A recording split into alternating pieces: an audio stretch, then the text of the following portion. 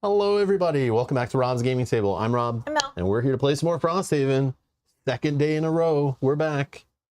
We're here. Hello everybody, hello, happy Sunday, happy Sunday. Oh. Welcome to the stream, welcome to the stream. So yesterday we played a scenario, and it was linked, so today we're playing scenario 24, Upper Spire, which was linked from yesterday's scenario. We chose not to go, it wasn't force linked, it was just Optional. regular linked. Yeah. So we didn't go back to Frosthaven, no outpost phase. I could have leveled up, but we didn't go back, so we couldn't. But this means we don't do a road event today, which is nice, so nothing messing around with our scenario. Not that it matters anyway, because we're so good, but I mean, that's yeah. debatable, right? Yeah, I'm just joking. So it actually did go up a spot, I think. Oh. In one day, right? Wasn't it 58 yesterday? You're right. I think it was. Yeah. I was gonna joke how like it's one day later, of course the numbers didn't change, but they did. So weird. But anyways, there they are. Strange.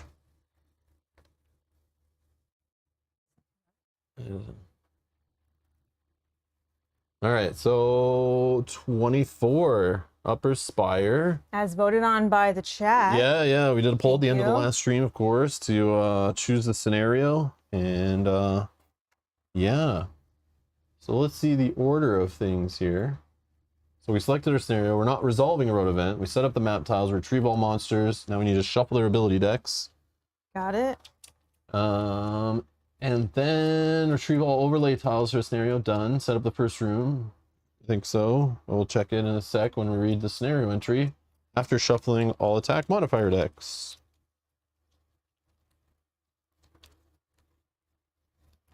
If you just want to give the loot deck a little shuffle.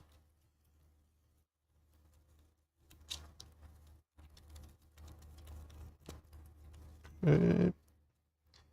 Let's give this a little smash again. Whoa.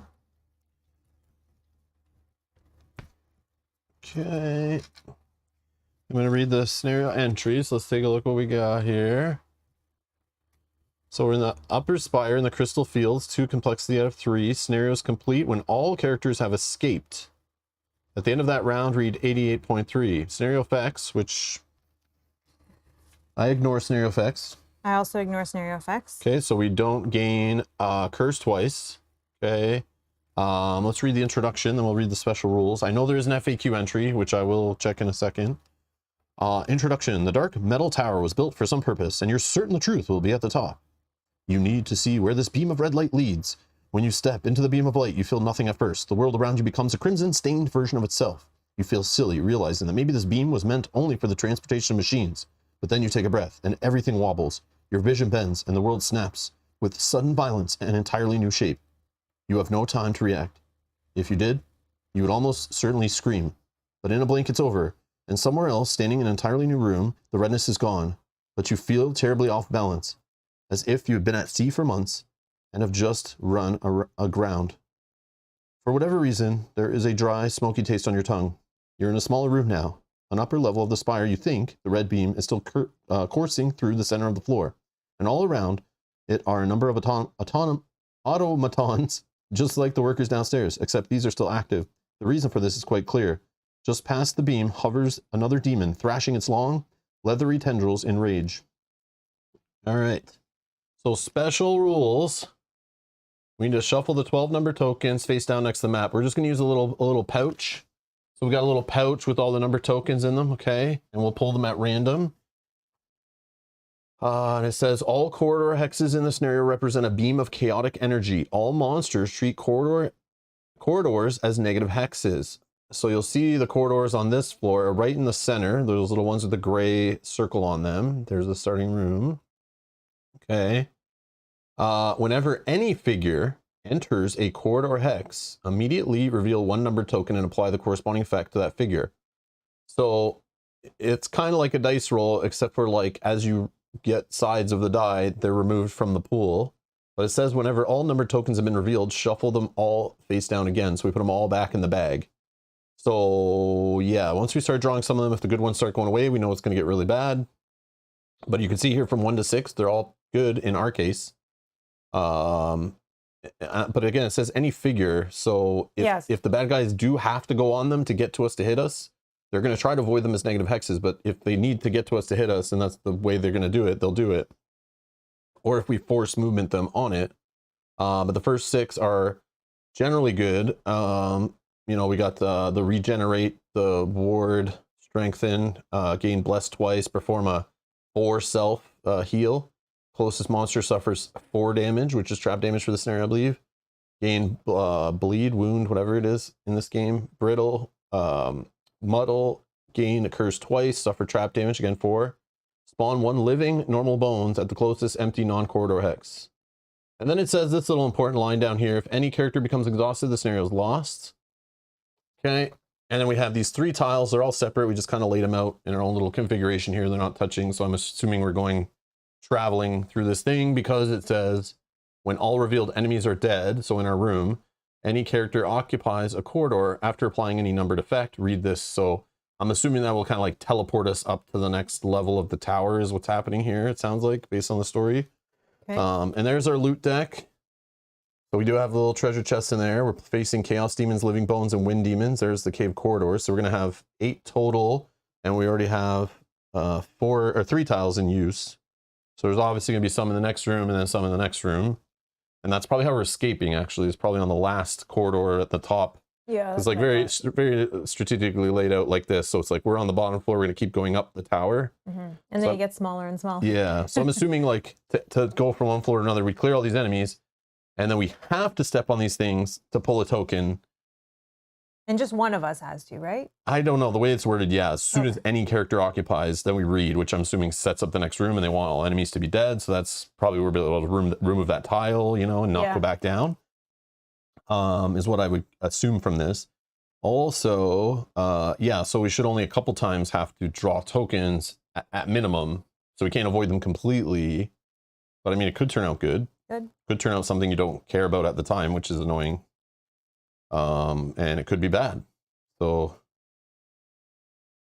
I just don't know what happens about the spawn 1 normal living bones one, because it does say when all revealed enemies are dead and any character occupies a corridor, after applying any numbered effect, you read the thing. So maybe on the next page it says, if there is now a new enemy in that room, you have to defeat it before stepping on again, maybe? Maybe. Or do you just ignore the spawn, or do you spawn it in the next room? Because it says after doing it, then read. Maybe it joins you. Yeah, maybe. I want to see if they actually put that thought into that, or if that's what the errata is. Okay, let's check the errata, I guess.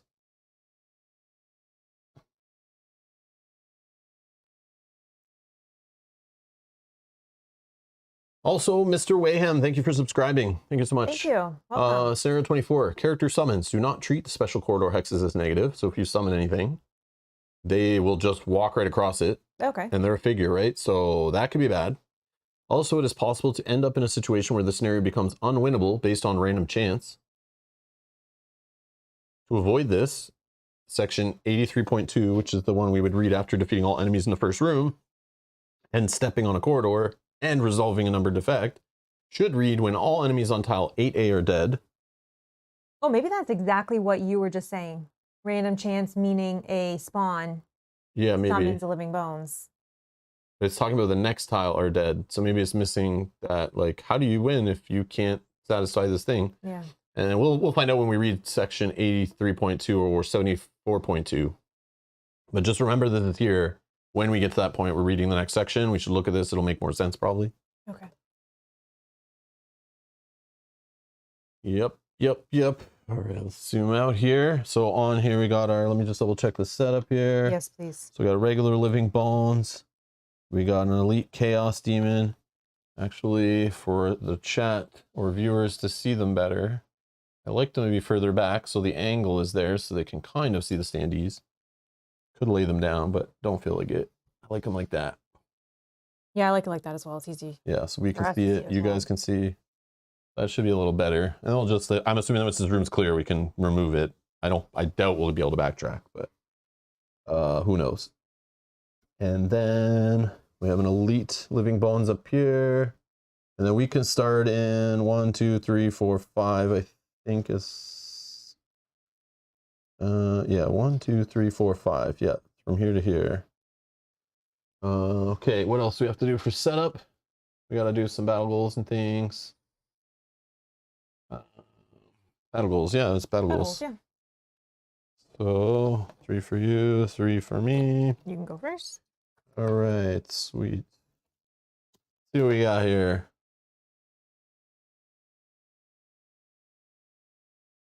Possible. I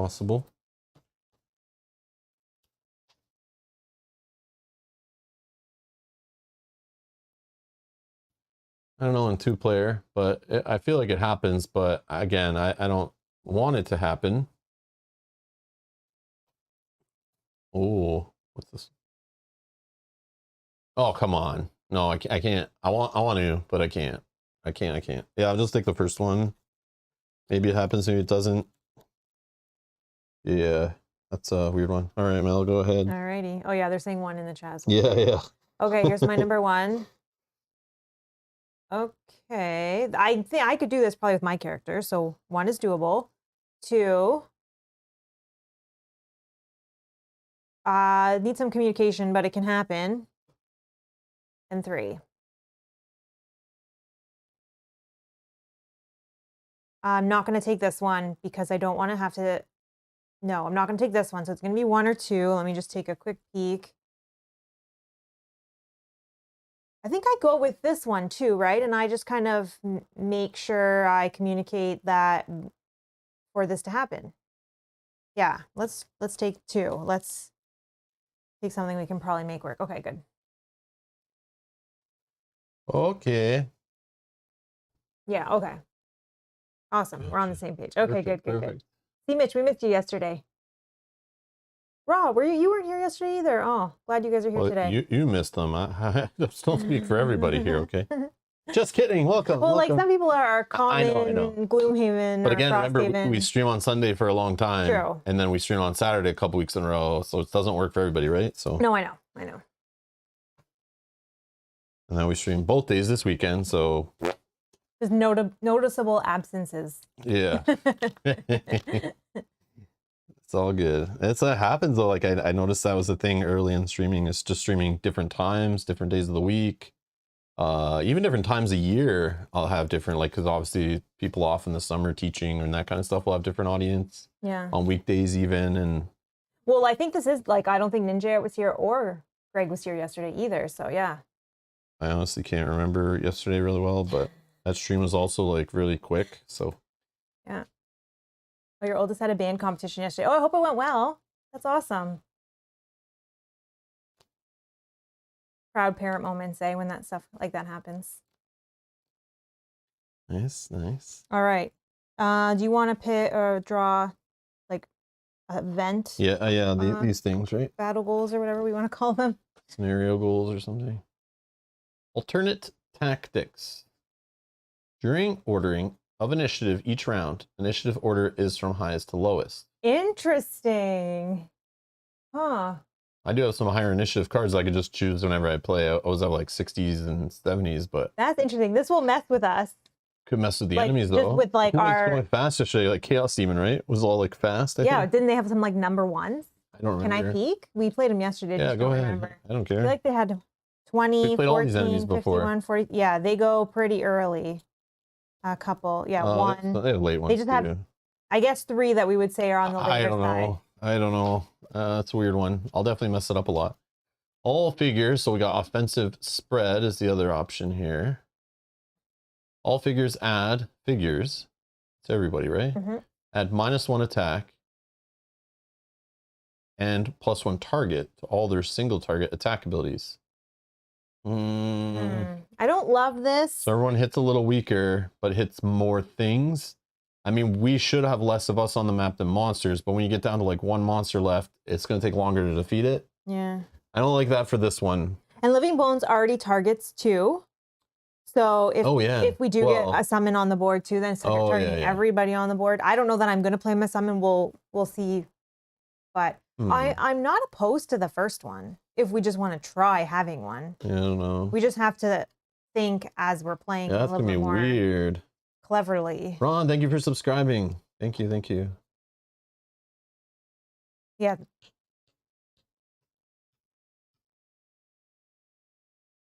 Long resters go first. Yeah, isn't that so weird? That is so weird. I mean, it's an interesting goal to try. Maybe I would long rest more often.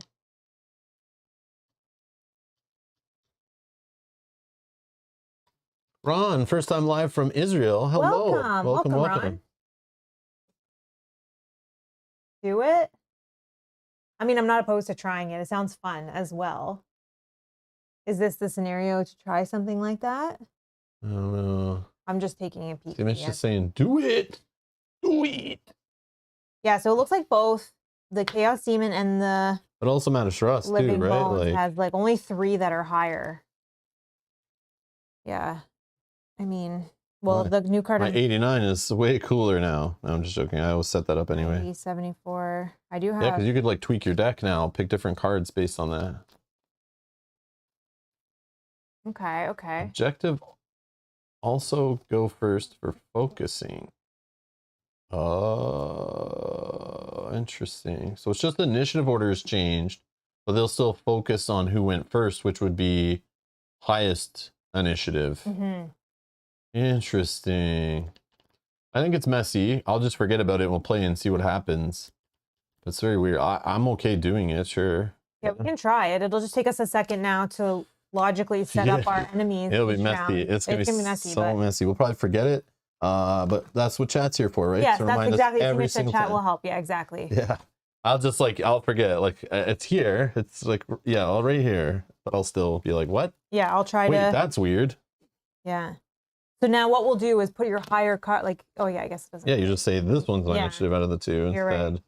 Okay. And if you want to go early, but if you want to go late, now you have your lower cards matter for that. Yeah. Okay. I'm gonna just build up my deck here. So we are gonna take the card we talked about yesterday that Yogi was suggesting. Also, it is a 90. Oh yeah, I do want to set up, so I probably Offensive strike is cool. Who is that? Who has offensive strike? Offensive strike. Probably Rob. Oh, do I have cards over there? Oh yeah, because now cards that we wouldn't have taken. I don't know what that is. Oh, it might have been the other. It might have been the other battle. The other battle goal thing. Yeah. Sorry. Yeah, it was the name of the one that reduces damage, adds attacks. Yeah, we're gonna take that one. Which is probably not bad. Like we could have done that too, but especially if we stay separated. But then our attacks suck, and I don't want that.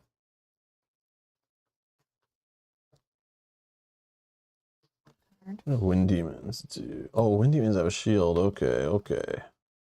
Are we bringing big summon? I feel like yes. He's helpful, especially in getting some extra attacks in there.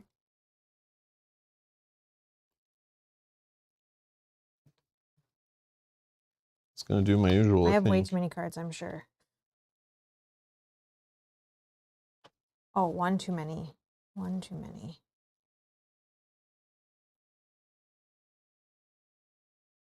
Is better for my retaliate thing that always happens late on the first round. Maybe I can get it out before them actually.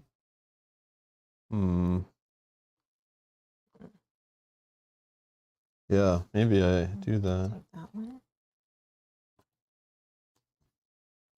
I just let this guy hit me, assuming I can go before him.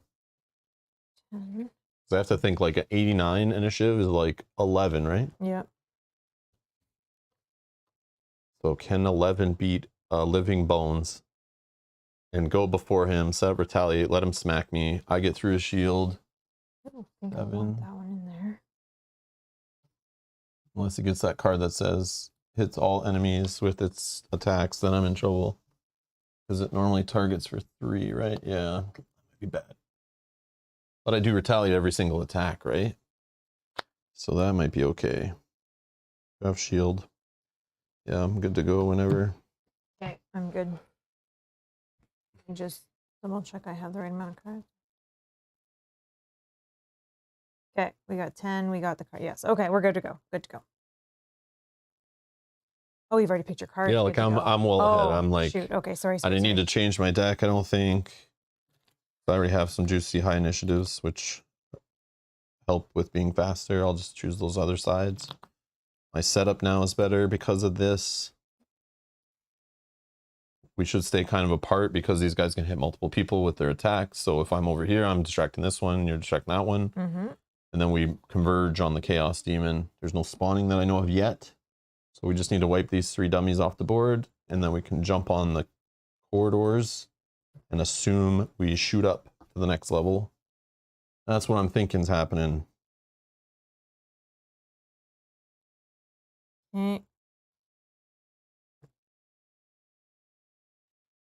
Good? Yep. 89. 56. Okay, Living Bones, 64. And Chaos Demon, 77. Perfect. All right, Drifter. Oh, I'm last. Oh my god. Yeah, you need to go later, but earlier. All right, I'll just set up this and this as usual. My add +2 to melee, and my, if I'm attacked from within 2 range, retaliate for 2 at 2 range. And just set those up as usual. Now I'm ready to have those guys. Oh, nice. They just have a crappier attack, not the hitting over and over again, but I mean, that could be good. All right, Chaos Demon. Chaos Demon can move for 4. It's targeting you if it can. Okay. Wow. And then it's attacking for 5. It's gonna make all the elements too. Yep. 5, exactly. And then he's gonna muddle you. 5. All right, I will block 4 of it. Take 1. I'm muddled, and then I retaliate. He gets hit for 2. Nice, done. I gain experience. Yeah. Okay. Okay, then Living Bones. Living Bones. So they want to target 2. They can move for 2. I don't think. 1. Yeah. 1, 2. He's trying to avoid it anyway. So, okay. Okay, and he can only target you, so he's attacking for 3. +1, right? No. Oh, he's elite. Yeah, sorry. So 4, so 3. 3. Okay. And I retaliate for 2. For 2. Okay. And then this guy, 1, 2. Okay, and then he's going to attack me for 3. +1 is 4. Okay, then me. Chaos Demon has 12 more health. Jeez Louise. Yeah, Pain Conduit. Okay. Let's do.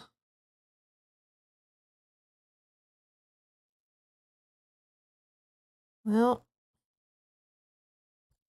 I didn't think he was going to go so fast, but let's go with, this has just got to be basic attack. I don't need the elements anymore, so that's fine. Or I mean a basic move, just here. And then let's attack here with, for 4, let's hurt myself for 2. Oh, I didn't pick my things, so sorry. Cheater. Yep. I think we're just taking this one and the same 2 I took last time. Sorry. Yeah, Rod just said it just now, right? Oh, yeah, right after you said that, they popped up. Sorry, just when I was looking at my space. So I'm attacking 2. I'm gonna attack this guy. Yep. Oh, that guy's, yeah. He's got 1 shield. Attacking for 4. 5. 4 get through. On number 4. Okay. Done. Next round, and he reshuffles. Yeah, this one. All right, got to take advantage of an element here. I need to go first. So you gotta play this. Oh, I think I can make that.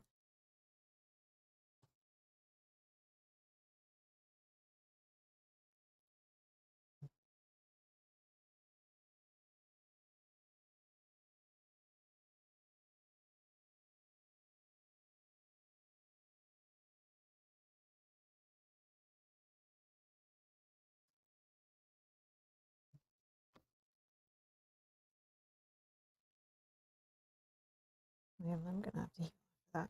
Okay.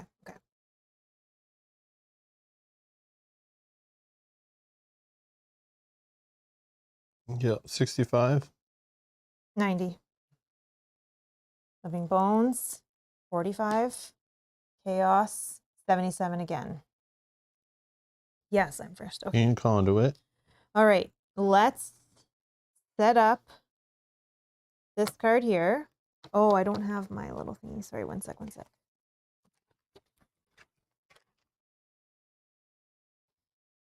Okay.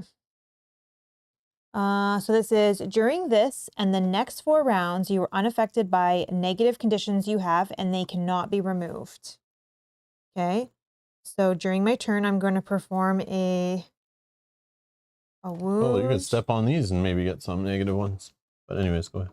A wound, oh, poison, immobilize, and disarm.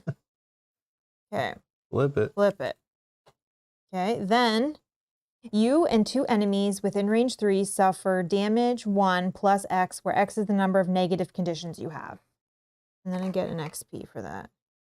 So 5 damage to this guy, which will kill this one. We'll do 5 damage here, which will kill that one because he's already at 2. This one? Yep. Wow.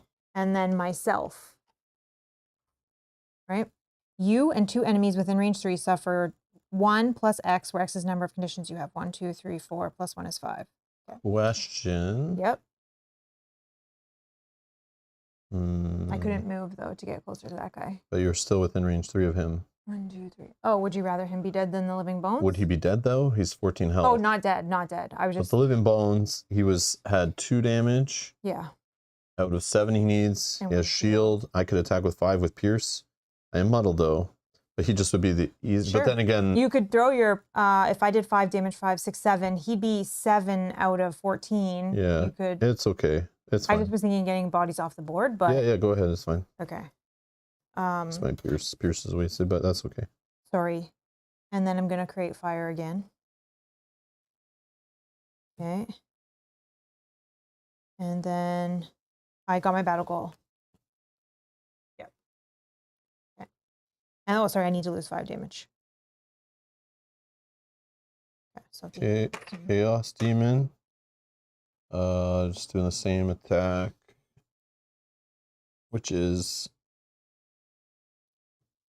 Oh, sorry. Wake up. Yep. It's just attacking for 5. Plus 1 is 6. Sorry. 6. And you're muddled. But you're already muddled. And then a retaliate happens for 2 damage. Retaliate happens for 2 damage. Okay. Boom. All right. Drifter. All right. Yeah. All right, let's just attack for 3, 4, 5.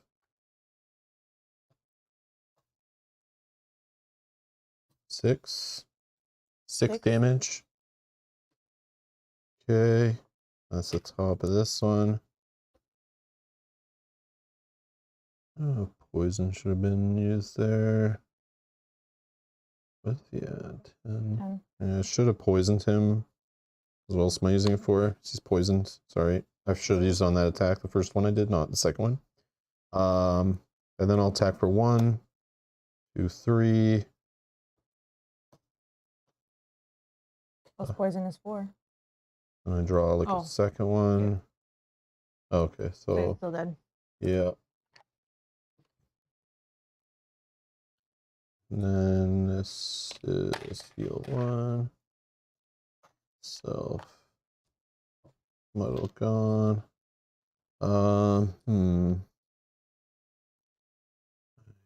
Yeah, I should have. That's interesting.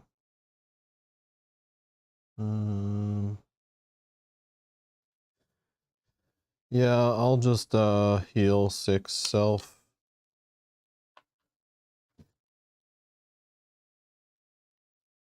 And that is my turn.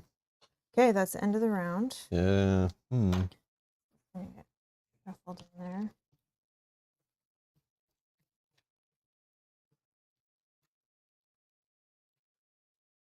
Okay. Do you want to grab a loot? I can step on the thing. It's up to you. I could step on it because I'm unaffected by negative conditions that I have. So if I did get a negative. But don't you want to look for your retirement? But I do. I mean, whatever. You don't have to. I don't care. But again, like we have to make sure the order is correct then, because if somebody's grabbing loot first, they need to go before the person who steps on, right? But then again, if you step on early, that means the other person might have a turn in the next room to actually go when we're in a tighter room with enemies probably right near us. Yeah, so should we push forward before we've... I don't know. I'm on 2 XP. Oh, this one I thought I'd get when I move it at the end of, or like the start of my next turn. I did this one for 1. Like, don't you get it after you pass it? Bring this in the next 4 rounds. Or I guess technically that would be then here? 1 round, yep. Okay, I see, so. 2 rounds, 3 rounds, 4 rounds, and then it's gone. I see, okay. Well, it's up to you. If we're not going down, then I'll summon here, grab a loot. Then the next turn, I'll heal and move onto it. But it's up to you if you want to just I don't want to waste another round. So then we push now. It's like, yeah, we're done. So it's like we still have lots of cards we can use before we have to rest or anything. I don't know. Okay, so I'm actually just going to push and heal. I'm not going to be able to attack down there or do anything, but I'm just afraid I get pummeled. Yeah, but we have to go there anyway, so... Yeah, no, I just got to heal. Oh, then heal. Yeah, but I can heal and go down. I'm just saying I won't be able to attack as well. Okay. Ready? Yep. 66? 64. Oh, wow. Oh, there's nothing. So Drifter. Right. Oh, yeah, these should all be here. Okay, then I'll move 2. Mm-hmm. Then we'll pull a token. Pull a token. Here we go.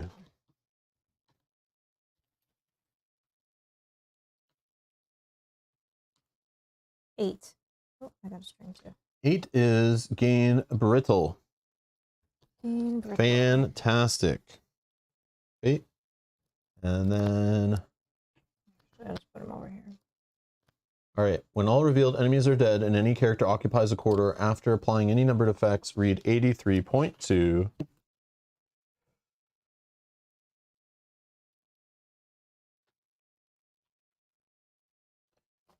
Oh, God.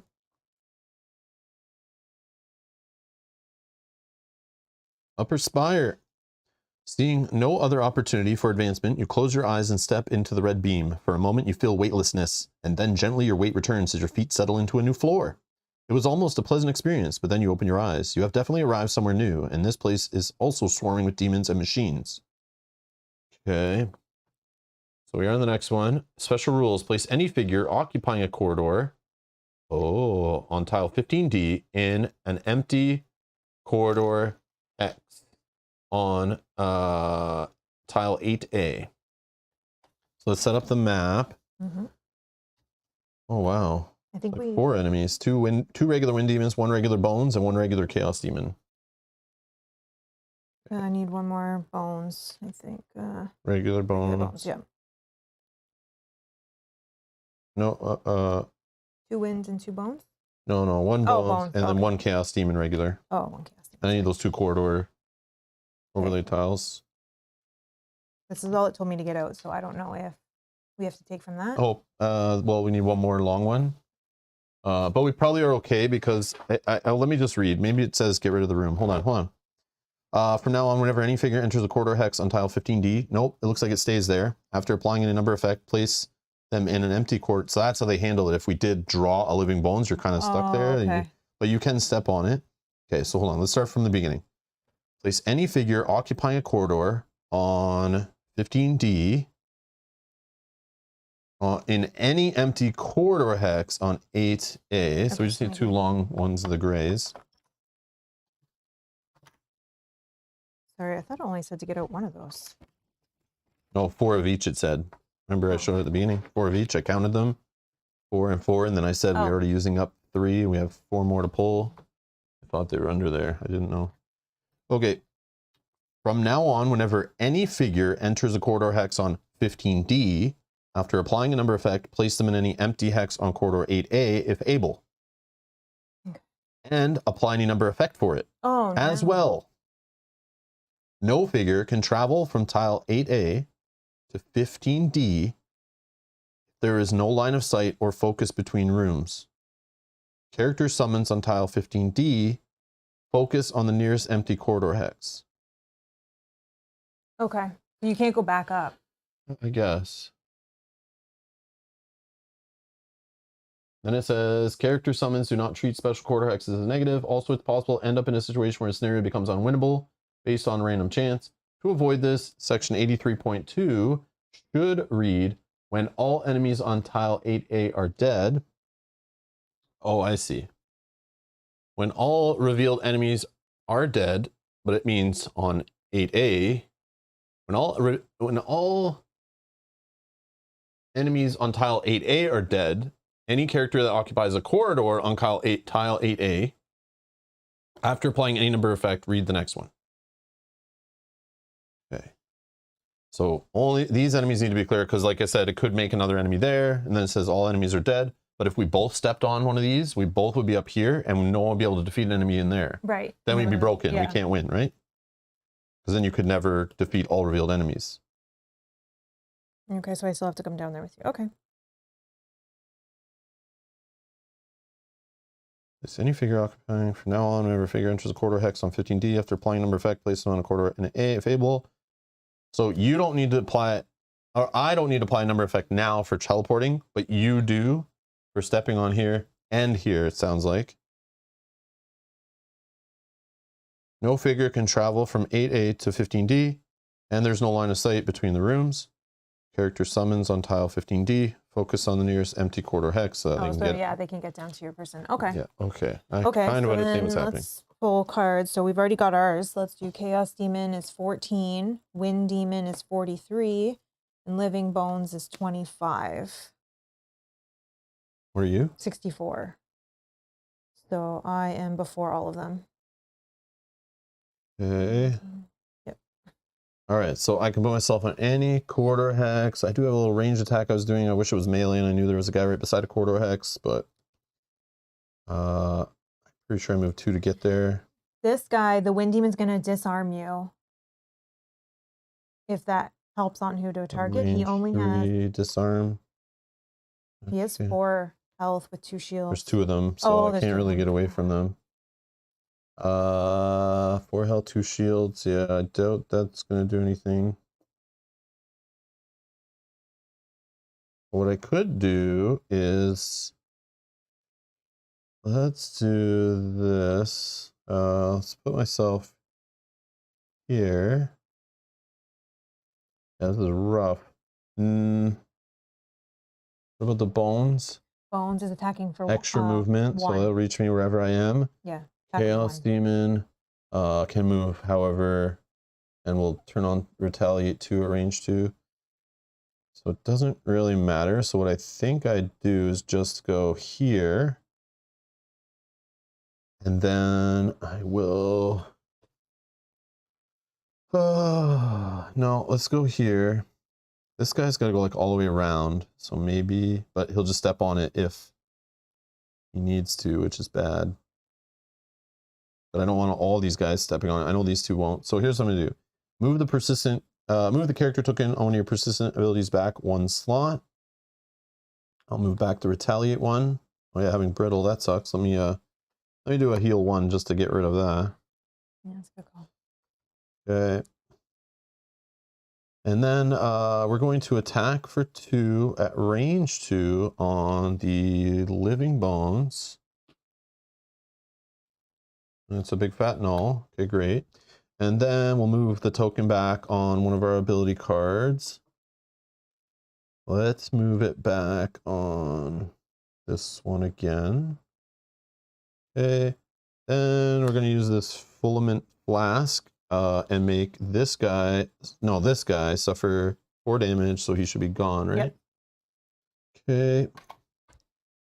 And that is me done. Pain Conduit. Okay. I will heal myself for 1. Now, I'm unaffected by these and they can't be removed, so I assume I'm... for the next 4 rounds. Yeah, so I'm ignoring the poison and I can still heal. Correct. Yeah. And then I can move for 2. So let's go 1, 2. Draw a number. I don't know. You're unaffected by them, but you still have them. Oh, but they can't be removed, so you can't. So you can't heal it away. Yeah, that makes sense. That makes sense. I'll go with it. 10. Oh, that sounds bad. 10 is the bone. No, it's gain curse twice. You're unaffected by the negative conditions you have. Yep. Okay, that's wonderful. Sure, shuffle that nice and good. Okay, then I heal myself for 2. This is gone. I have to come down. Yeah, pick any spot. I feel like I come here so that this guy doesn't step on it because he would only move for 2. Let's keep that guy occupied on that side. And then I have to draw another number? Yep. Okay. It says after applying effect, put yourself on 8A, and then another effect as well for the new tile. Give me a negative that I already have just to get it out. 11. Ooh. That sounds bad too. Suffer trap damage. Oh, so 4 damage. 1, 2. Yeah, that's the worst one 3, for you, 4. I think, right now. I'm going to heal myself for 5, but I was hoping to... Yeah, that one sucks for you. It would be better if you got like another token on you, right? Yep. Brittle or something. Yep. Well, I got the brittle, right? Yeah. Or is there... There's bleed, but you already have. Or wound or whatever. All right, then I'm going to heal myself. Yeah, fly up. You're flying up. So technically, yeah, I wanted to switch these 2 tiles anyway so that we can see up here. Can we just remove it? Yeah, we can't go back, we can't right? Go back, yeah. And just everyone make a mental picture in case we do have to put it back for some weird reason, if on the next one we fall down or something dumb happens. Okay, so then I can heal myself for 5. 1, 2, 3, 4, 5. And then I mobilize myself to create fire and gain an XP. Then this goes down. That's gone. Okay, done. Wind Demon. Wind Demon is moving for 3, but it has range. Range 3. So attack of 3, -1, so 2. Attack of 2. And then I'm disarmed, please. Yeah. Okay. And then Living Bones. Living Bones is moving for 1, and then attacking for 1. -1 is nothing. Oh yeah, I retaliate on the Wind Demon. Yeah. Yes. And the Living Bones. Wind Demon 6. And how much damage was that one that just happened? Nothing. Oh, nothing. And 4. Yep. It was minus. Experience. Okay, and then the Chaos Demon, he doesn't need to move. He's attacking me for 3. +1 is 4. Wow, I'm getting... Yeah, if we can just kill them and stay on this thing. Here's the crazy part. If we can just stay on this, we don't need to apply an effect. Oh, you're right. That's the play. Okay. I'm pretty sure that's how that works. Let's see. All quarter hexes in the scenario represent a beam of chaotic energy. All monsters treated, blah, blah, blah. Immediately reveal a number token. Where is it? Whenever any figure enters a corridor hex, immediately reveal 1 numbered token and apply the effect. Yeah, so if we just stay on it and then all enemies on here are defeated and any character occupies a corridor after applying any numbered effects, which obviously wouldn't need to because it's just saying if you moved on, you need to do it. Then we read the new one. That's cool. Won't Bones go on corridor attack mail as well? If it had enough movement, yes, it would. It was, it could move for 4. Oh, you're right. Yeah. So put it on there and draw a token. You're right. Draw a token first. And then have it attack you. 2. Oh, it's going to be good. 2, it gains ward. The shield one, right? Yep. So it'll reduce whatever next attack it gets. And then it attacks me for 1. Okay. Alrighty. No question. It would have got that before it attacked either of us, right? By moving on, it gets that token. Then I retaliate on it, right? Yeah, so then it would only get hit for 1 because ward is half, right, or something? Yeah. I don't get it right. So it would take 1 damage, take 1 damage and then it's gone. Yeah. Right. Yeah, right. You're right. Yeah, it would avoid it, but would it try to get on it to do its full attack of targeting 2? I don't know the priority there. Edgar thinks it would go on there because it wants to get its full attack off of targeting 2. I think Edgar's right because it can target both of us and it had enough movement to do that. But it might be worded as if it can't attack, it will go on a negative hex to at least do an attack. Yeah. So I don't know, Ra. I'm not sure. I don't remember.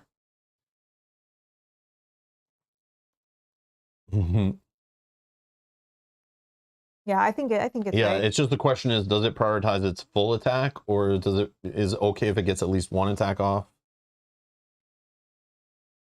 Pontus says it doesn't go on negative hexes to get an extra target.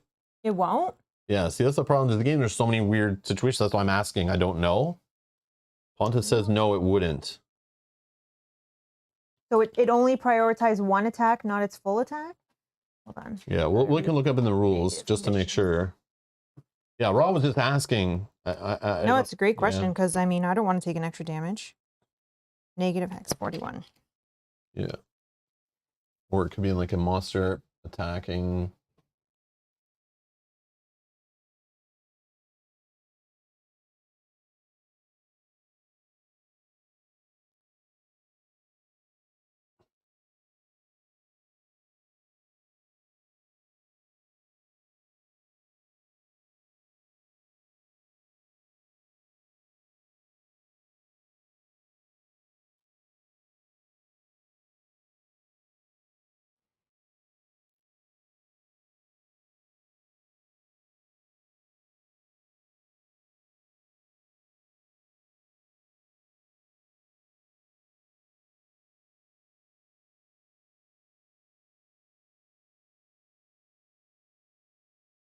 Oh, maybe on page 41.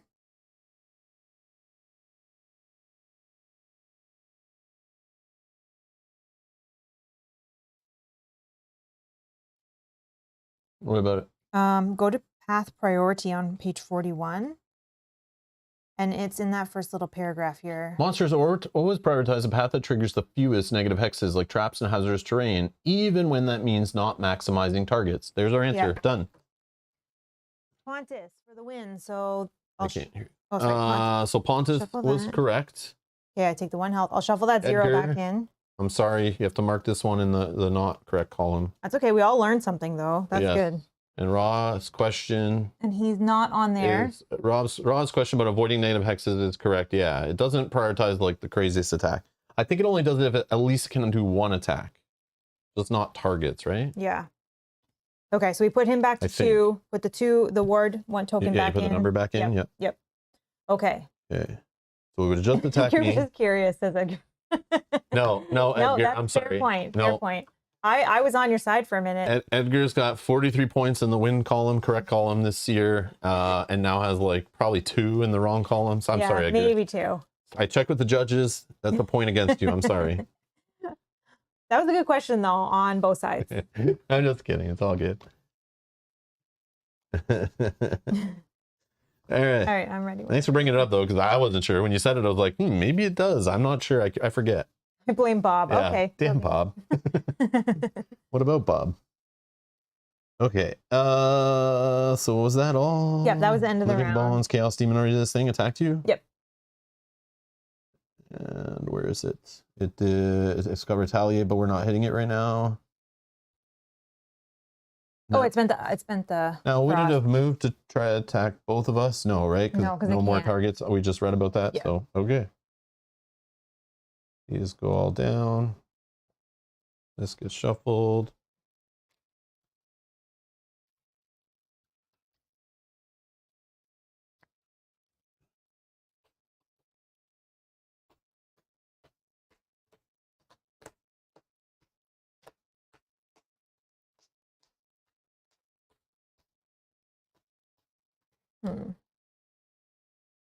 Only problem is I'm in a bad spot for this Chaos Demon. I need him to step back. So I'm not a melee person unless I'm doing basic attacks. I can't attack this round. Okay, I can do 1 big attack. So, but I'll see what they're doing to determine who we're going to attack. When we enter a new corridor hex, we pull a token. So I kind of want to stay still.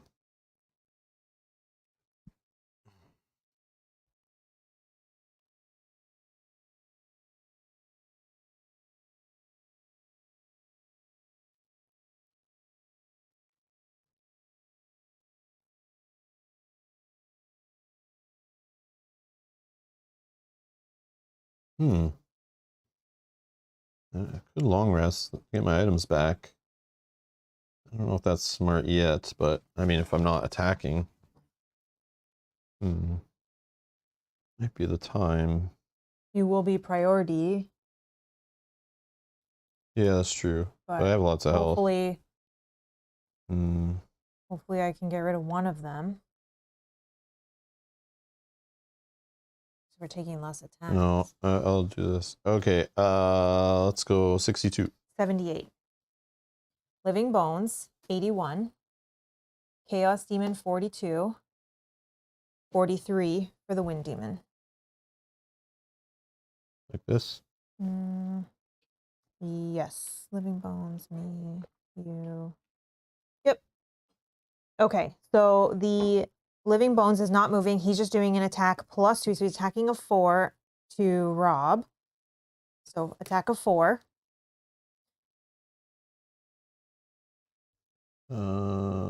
Okay, and then retaliates. Got it. For 2. He's 1 away. Okay. Then me.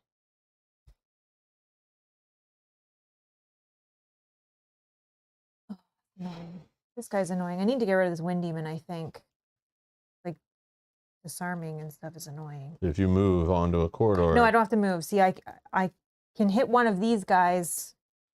I have an attack 2 at range 3. I can consume that fire to add +1 for each negative condition you have, which I have 4. Yeah, go for it. So I can hit somebody for 6. He has 2 defense. Yeah, so I think I go for... And he already has 2 health loss. Yeah. Yeah, he has a retaliate. You only hit him for 4. Yeah, so I think I go on this guy. I'm attacking for 6. -1 is 5, so he's dead. Boom. But I do consume that fire that's there. Fire.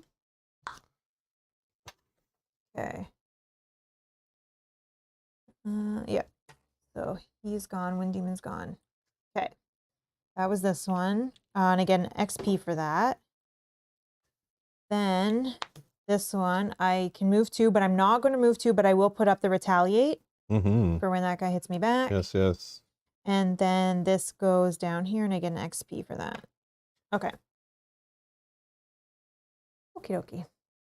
Yeah, Pontus is saying basically they will only go on negative hexes if with a theoretical infinite amount of move they still can't attack anyone. That I know, that I understand from the basis of a Haven game, that they will do it when they need to. And I remember that early example of if a hallway is kind of blocked by a trap, they will just sit there and be dumb unless the going through that trap is the only way they can get an attack off. They will step on it.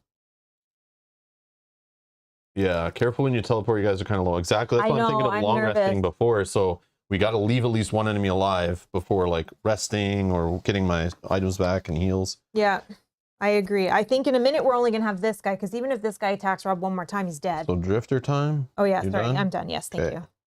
I can't attack yet, so he'll hit me again next round, maybe, and die. But I still get hit. Okay. So I'll just use this. If you're adjacent to exactly one enemy, yes, I can move the token back. This I can't attack, but I can heal for 2 at range 1.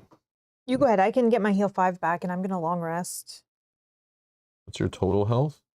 16. I can go to. I mean, it's up to you, but is this Chaos Demon gonna hit me with? I don't know. A big hit. 4, 3. Sure. Yeah, you heal. You heal 2. Okay. And then move the character token on one of your things back 1 slot. Yeah, I'll move this back again. Okay. Done. Chaos Demon. Chaos Demon, he doesn't need to move. He's attacking me with advantage for 3. Nothing.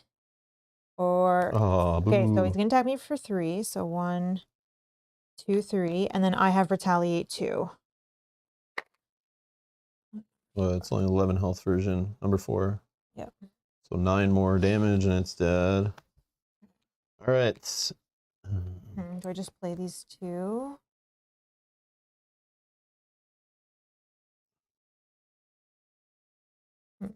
So the bones will die automatically.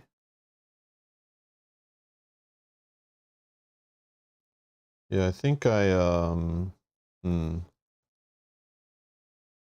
attack the other guy, but debating a long rest. Like I have 2 more cards. I can play these. Yeah, and then you get hit by this guy again. Could be death. You get to go first, but then you're not hitting this enemy. No, I'm gonna still go a long rest next round. I'm just afraid that I'll have to throw 2 cards away from my discard piles. No, I'm gonna long rest. I'm going to long rest. Okay. 32. 99. There's no shuffles. No. Living Bones. 40. Just the oh, just I'll shuffle that, and then the Chaos Demon 20. So you're first, and what was next? Sorry, highest. I'm 32. So Living Bones, then you, the Chaos Demon. Main Conduit. All right, so I'll actually pass that to you for a second just to give a quick shuffle. So heal 2. I don't have to ready anything. And then the card that I will discard, I think, is this one. It's 3 health heal. This one, because I'm not going to have those negative conditions, I don't think. No, I can still have them. No. Those are all back. Okay. That. Have them for, I will have them for 1 more round. No, it's fine, it's fine. Done. Living Bones. Living Bones does not need to move. He's attacking you for 2. -2 is nothing. This gone. And he takes Retaliate 2. So he hits you for nothing and he's dead. Yeah. Nice. The best case scenario. Okay. Drifter. I will attack at range of 4 for 1 with poison. 2 damage, and he gets poisoned. Right. And then I will move but not move, and then heal to self.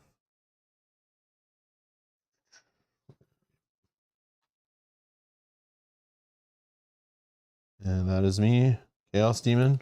Chaos Demon. He is, he's ranged, so he is going to move 1 away. Actually, I think, does he want to go? Yeah, he still can hit both of us, right? Because he's got range 2, so he can hit like the first X here and then hit both of us and even make it in that shape. So he's attacking for 2 against me first. 2. Okay. And then he's attacking 2 against Rob. +1 is 3. Yep. And your Retaliate's only at range 2, right? Correct. He has to be within range 2 to hit me. Okay. Yep. That's the end of that. I'm gonna long rest. Way to get fire. Maybe he'll create fire. Do I bank on that?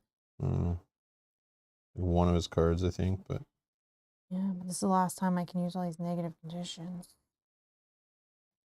Flipping that.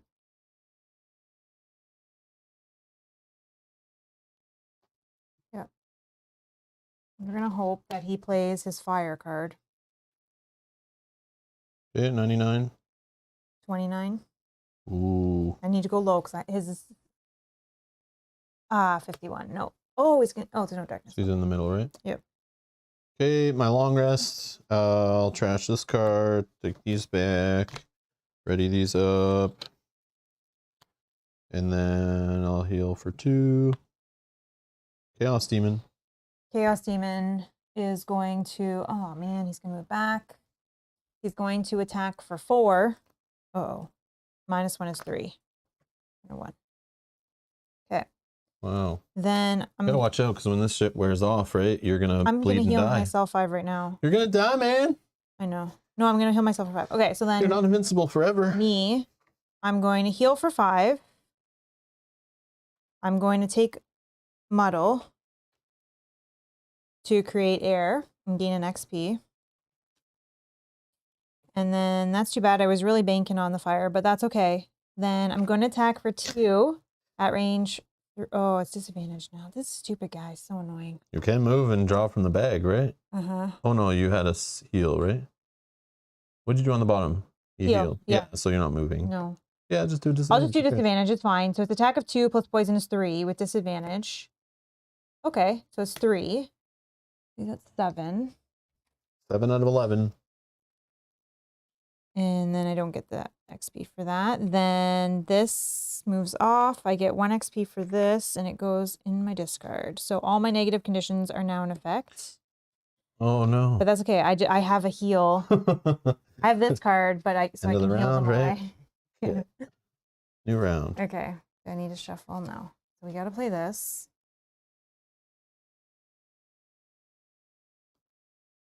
And this.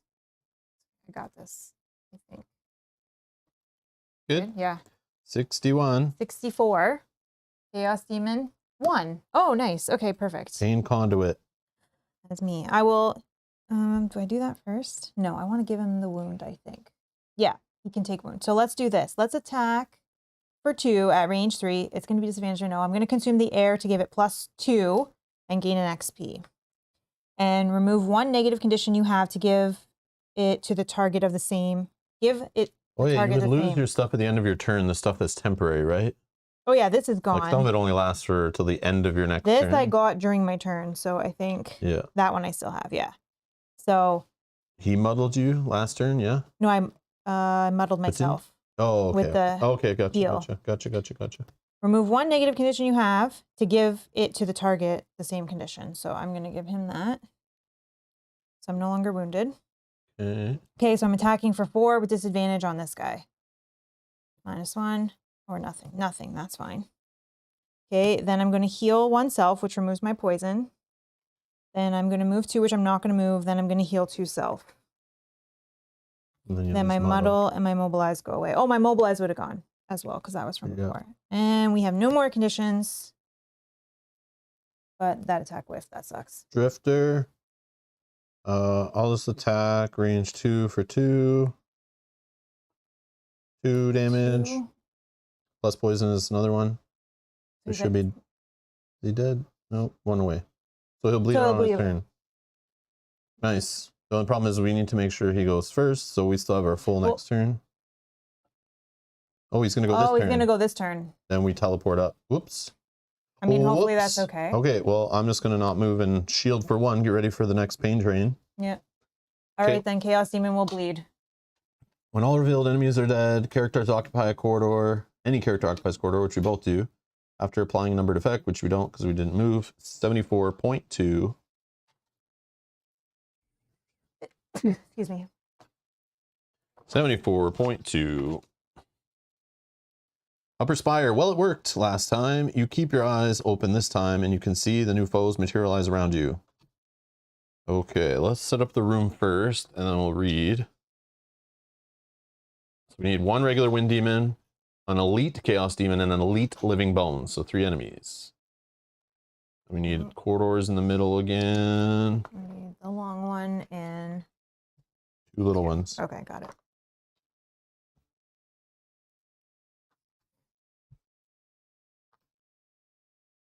Oh, you're right. I would take the wound before, so I would have been 1 shy. 1 less. Yeah, you're right. Before I gave it away.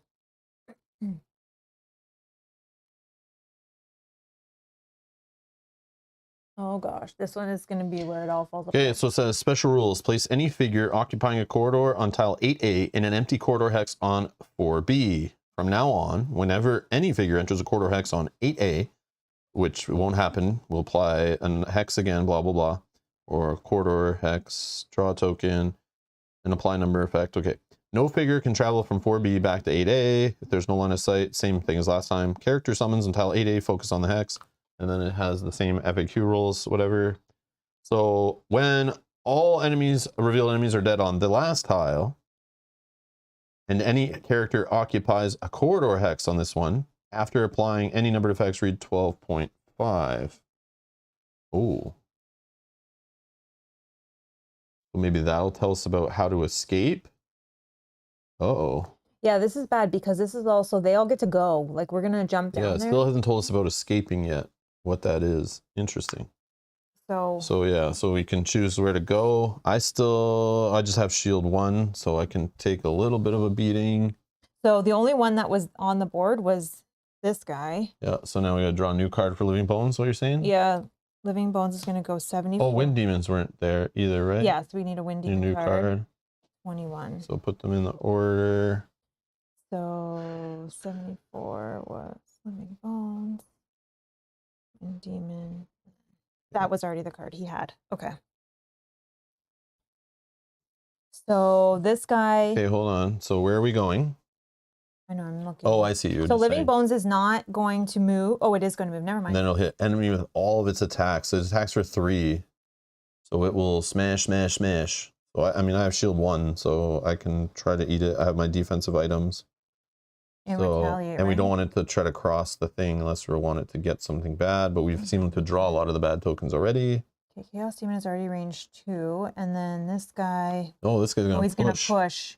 So I could go on this space. So if he pushes me off 1, which is fine. I can then play around off of the. Yeah, because you have range attacks. Yeah, right? and then I will have to pull 1 when I get. So I don't want to be close to him then, because you want him to target you. Yeah, I'm first anyway, so as long as I'm closest. Yeah, I think that's best. And then the Chaos Demon will have to move back, and he'll target me as well.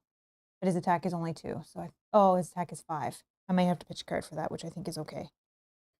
All right, so we're there. So that's Living my Bones. turn. Yeah, Living Bones. So he's going to target you. Yep. His attack 3 times. 3 times at 3. 3. So I block 1, take 2. Hold on. And then retaliate for 2.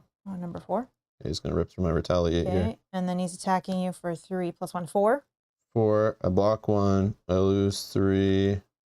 And then retaliate for 2. Okay. 1 more. Oh, times 2. So 6. 6. Yep. Oh, we need to pull a token? Do we need to pull a token for moving down, did it say? Nope. Okay. Nope. It's just from now on, whenever someone enters a quarter hex on the old one, they have to draw and then draw again. But not on the first one. Yeah, I think if we were on it already, we're good. Yeah. It's like giving a reward to the first person who takes the leap, but anyone straggling behind gets hurt extra, I guess.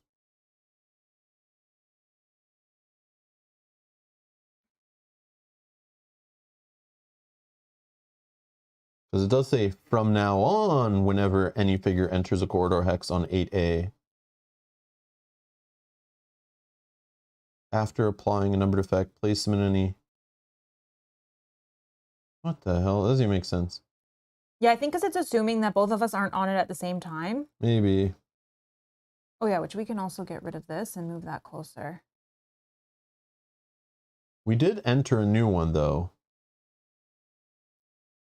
Yeah, technically we did enter a new corridor hex, so maybe we do. But then I don't think we did on the last one. Let's just do it. Okay, let's do for you first. I don't know. No, but does that count entering when you place... Hold on. Place any figure occupying a corridor on tile 8A in any empty corridor hex on 4B. Is being placed on a hex the same as entering it in this game? I don't know. Then it says, from now on, whenever any figure enters a hex tile, a corridor hex tile on 8A, after applying a number effect, place them on any hex on corridor on tile 8A if able. I think they mean 4B. Yeah, there's a typo there too.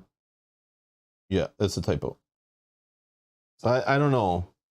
I'm not sure. Placing. Yeah. Yes, what, Luis? I think to your question of is placing. Is placing the same as entering a hex? Yeah. Sure, yeah. I guess. I don't know. Well, we don't move. Move is not used. Moving is different than placing, I'm sure. Then from then on, pull a token on entering. Yeah. Moved / placed. Yeah, I don't know. Sure, just draw them. It's fine. Okay, so this one's for you. Yeah, that's fine. Whatever. Makes it more funny. Oh, 12. So summon a Living Bones. So that would have gone also. And focused all of its attacks on whoever. It is... Place spawn normal living hex on the closest empty non-quarter hex. So I don't know. Here maybe, or here, or here. Let's go here. I don't know. All right, and then he's going to target you twice. Yeah. For 2. 2. I'll block 1 and take 1. You still have your shield here. Oh, yeah. So none. And then retaliate. My final retaliate. This card is now gone. That sucks. And then +1, then an attack of 3. Attack of 3. I'll just block the 3. Oh, but it's 2 only. Yeah, I'll just take the 2. Okay, and then -2. Whatever 2 is. Whatever 2 Oh, that was the ward, I think, right? 2. 2 is gain ward, yes. Okay. Dang, I wish I could pass that to you. So that was just living bones. Now we go Wind Demon. Wind Demon doesn't you. need to move. Attacking me for regular for 2. +1 is 3. And sorry, how does ward work? Just reduces damage down by half, the opposite of brittle. We did it on Rounded the enemy already. Down. Today. So I take 1? I don't know what you. Because it's 3. Yeah, I take 1.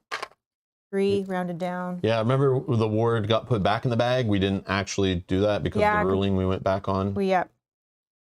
Then I took the 1. Okay, I took the 1. And then he's going to then push me back. And then he's going to generate air. Okay, and then the Chaos Demon. He's adjacent to me. He needs to move away 1. And then he's attacking me for 4. 5, 6. I'm going to lose a card for that. This better be the final room. And the final enemies. And there's no fire. So that's good. Okay. That's the turn. That's the turn. Oh my gosh. Yeah, this is bad, man. Bad, man.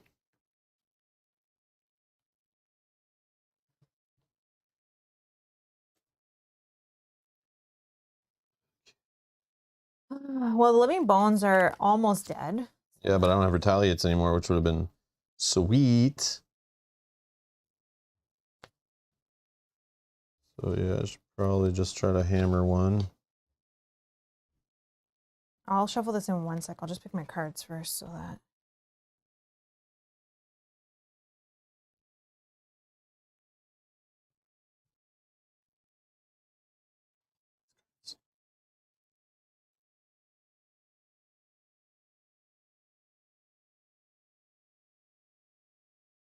My air card.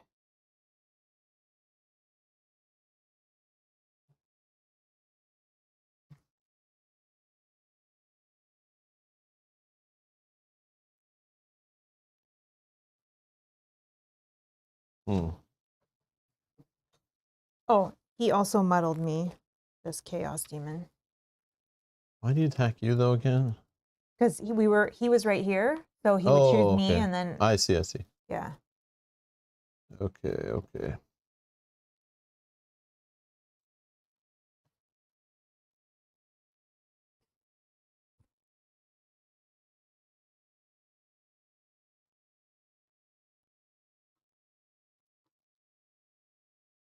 Mm-hmm.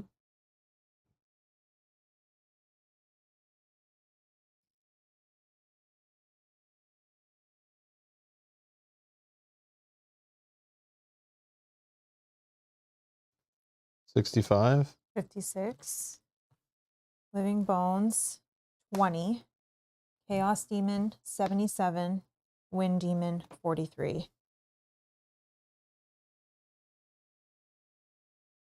I don't know. I think it's like that, but. Yep. Okay. So Chaos Demon is first. Just he's going to create all the elements if that matters. But he is at the end of his turn. But yeah, go ahead. He is already adjacent to you, so he's actually going to attack you for 5. 5. And then he's going to muddle you.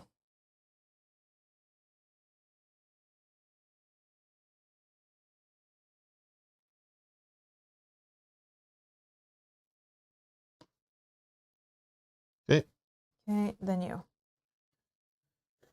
All right. Living Bones are going to heal if that matters. Try to. All right, I'm gonna attack the Living Bones Elite for 3 with Pierce 2. I think it's like this. So so I heal 1. So 3. 3 with Pierce, he's dead. Yeah. That's the plan. Okay. Then I will attack for 1. Oh, sorry, I had extra +2 on that. Okay. But yeah, whatever. And then this one also a +2. So I'm attacking for 3 with wound and poison. Muddled. So -1. So it's a 2 damage on the big boy. With poison and wound. Okay. 2 damage. 4. And then I'm going to heal for 1 off this little thing here. And that is my turn. In conduit. Okay, I'm going to attack for 4 on this guy. I'm going to have to hurt myself for 2. With disadvantage. Oh, well, it's not going to attack anyways. Oh! That sucks. All right, so it whiffs. Then this one I can move for 3. Let's go here. And then I will disarm myself and 1 adjacent enemy. So at least he won't attack next round. Then I'll create fire, but it's already there. And done. Wind Demon. Wind Demon. So it would push everyone away from it that's within 1 range. Nobody is. And it will range attack for 4 range, so it can hit me. Okay. And it's actually regular. 1, 2, 3, 4. Yeah, but yeah, it's fine. So it's attacking for 2. Times 2 is 4. Wow. Okay. Oh, yeah, it doesn't need extra range. One's going to disarm. Yeah, so I will just block 3 of it, take 1, and I'm disarmed. That's fantastic. Okay. Wow. This is a challenge. Anything else? Nope. So Living Bones. Living Bones. Yeah, so he doesn't need to move. He's going to attack for 2 on you. Nothing. And then he's going to heal himself for 2. Okay. And then we'll shuffle.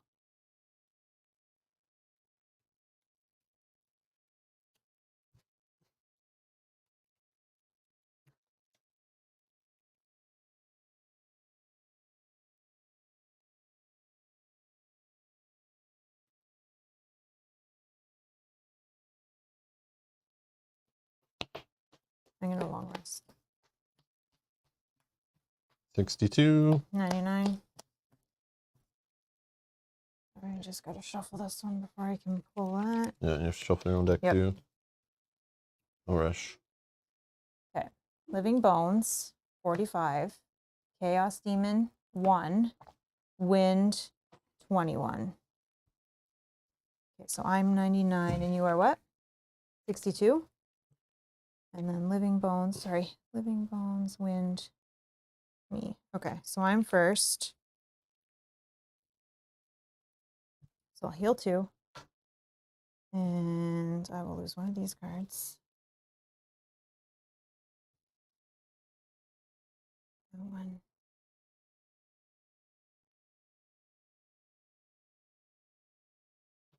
Okay, and these will go away at the end of my turn.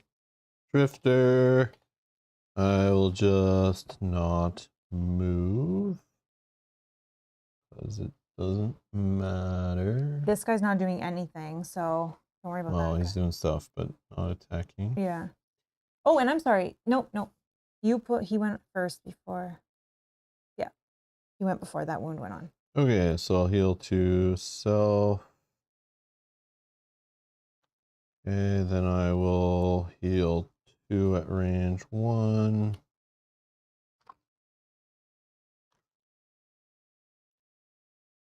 And move a token back 1 slot. Get rid of disarm. Go ahead. Living Bones. Living Bones is just going to attack you for 2. Plus 1 is 3. Okay. Wind Demon. The Wind Demon can target at range 3, but I think 1, 2, 3. Yeah, you're already within range 3. So he's attacking for 2. 2 from the Wind Demon. He's going to push you as well. Off. and then create air. Okay, Chaos Demon will take a damage, and then he's already adjacent, so he doesn't need to move. Can't disarmed. Attack, and then he doesn't consume the fire, does he? I don't think so, because he can't attack to apply the effect or anything. I don't think so, but okay. I don't know. And that's that. Don't care that much. Okay, this is gonna get shuffled.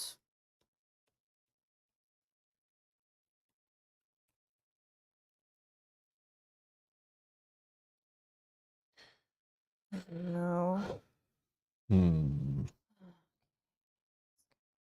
Probably short rest. I am beside the big boy, but we gotta kill some guys here, man. Yeah. Sucks.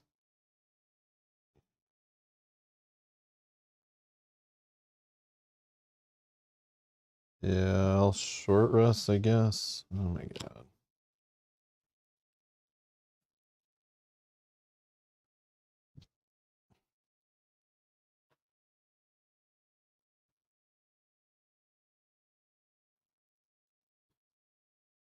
Oh, Living Bones is nothing anymore. No, because he healed it. Whoops. Well, I'll try to go take care of him, I guess.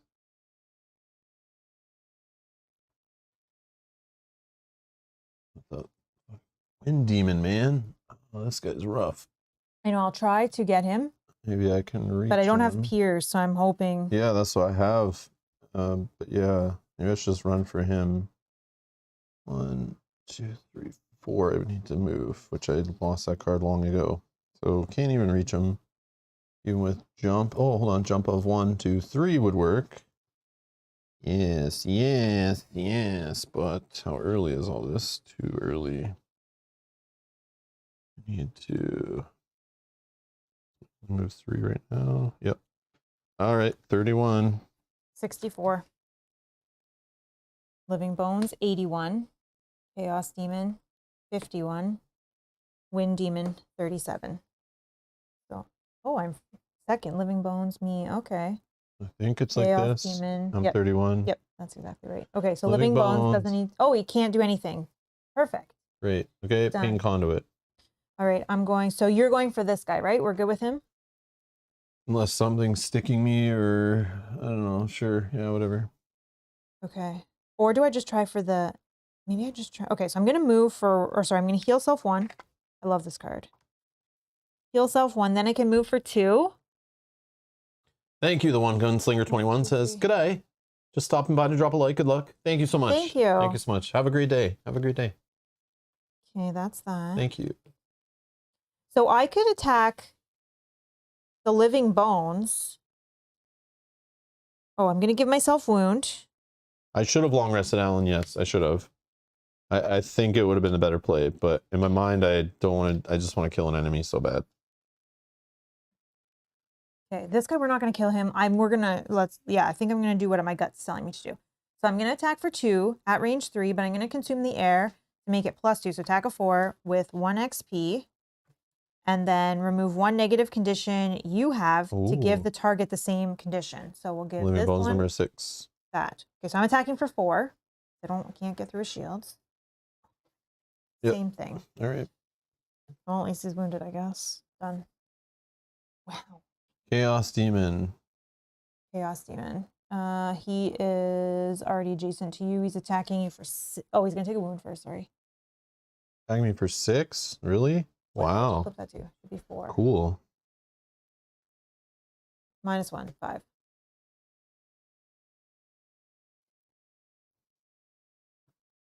That was rough.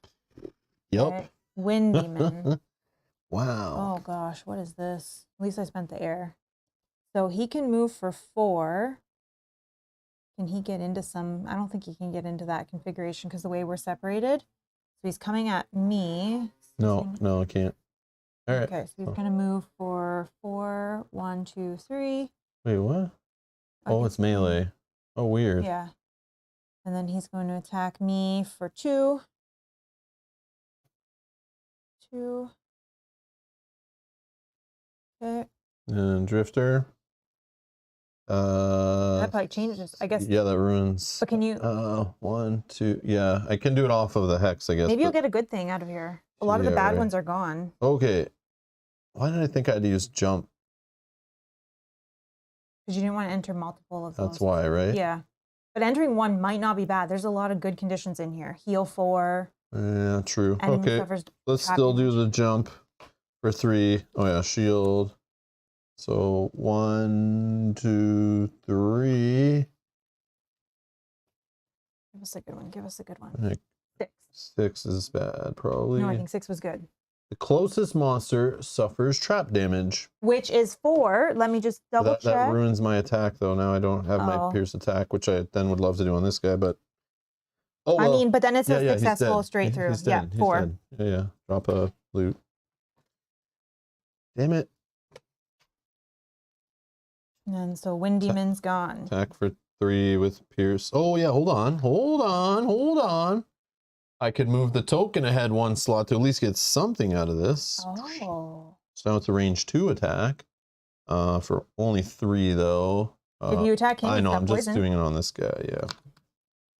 +1. So it's 4 plus poison is 5 damage. So he's at 9 out of 14. 5 more damage. He's dead. 7, 8, 9. Okay. Done. Nice.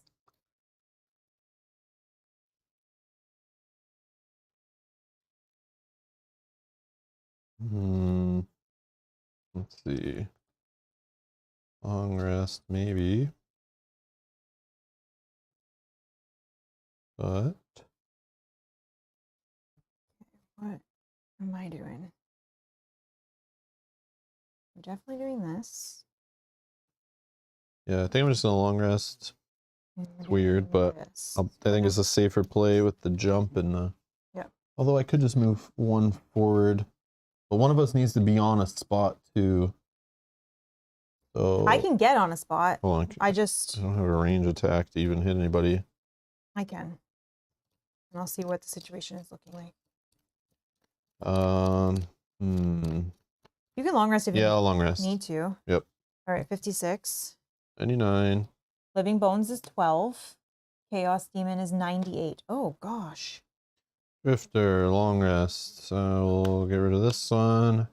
Take this one. Heal 2. Ready up all my toys. Go ahead. Chaos Demon. Damage. Okay. Then he doesn't... Oh, he does need to move. He can move for 3. He's going to move into here. And he's going to attack for 4 on you, unfortunately. Yep. Times 2 is 8. Oh, wow. Yeah, I'm not getting my freaking battle goal, man. I can't keep a card in hand ever. Yeah, because even defending for 4, I'm dead. So,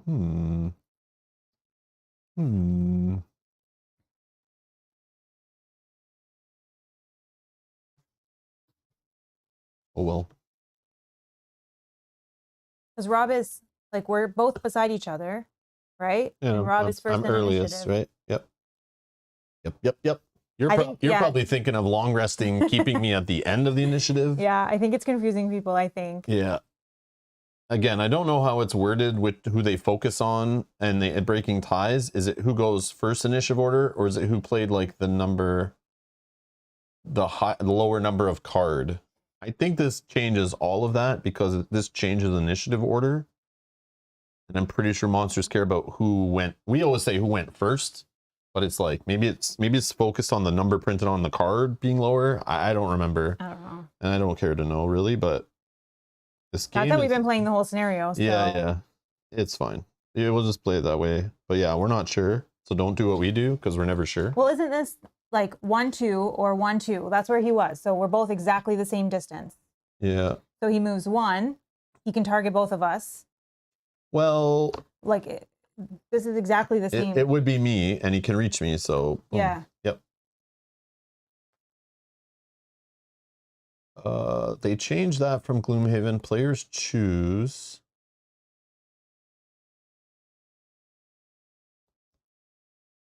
They changed players choose. Oh, okay, when it's the same distance, we just choose. It's not based on any initiative at all. Or is it only initiative when it gets close, then it has to choose? So we could just say that. I don't know. Oh, you chose for him to target me? Oh, that sucks. Oh, well, whatever. Who cares? I don't care. Okay, I didn't realize because I thought it's exactly the same. So we don't choose. We're going by this. So that might be.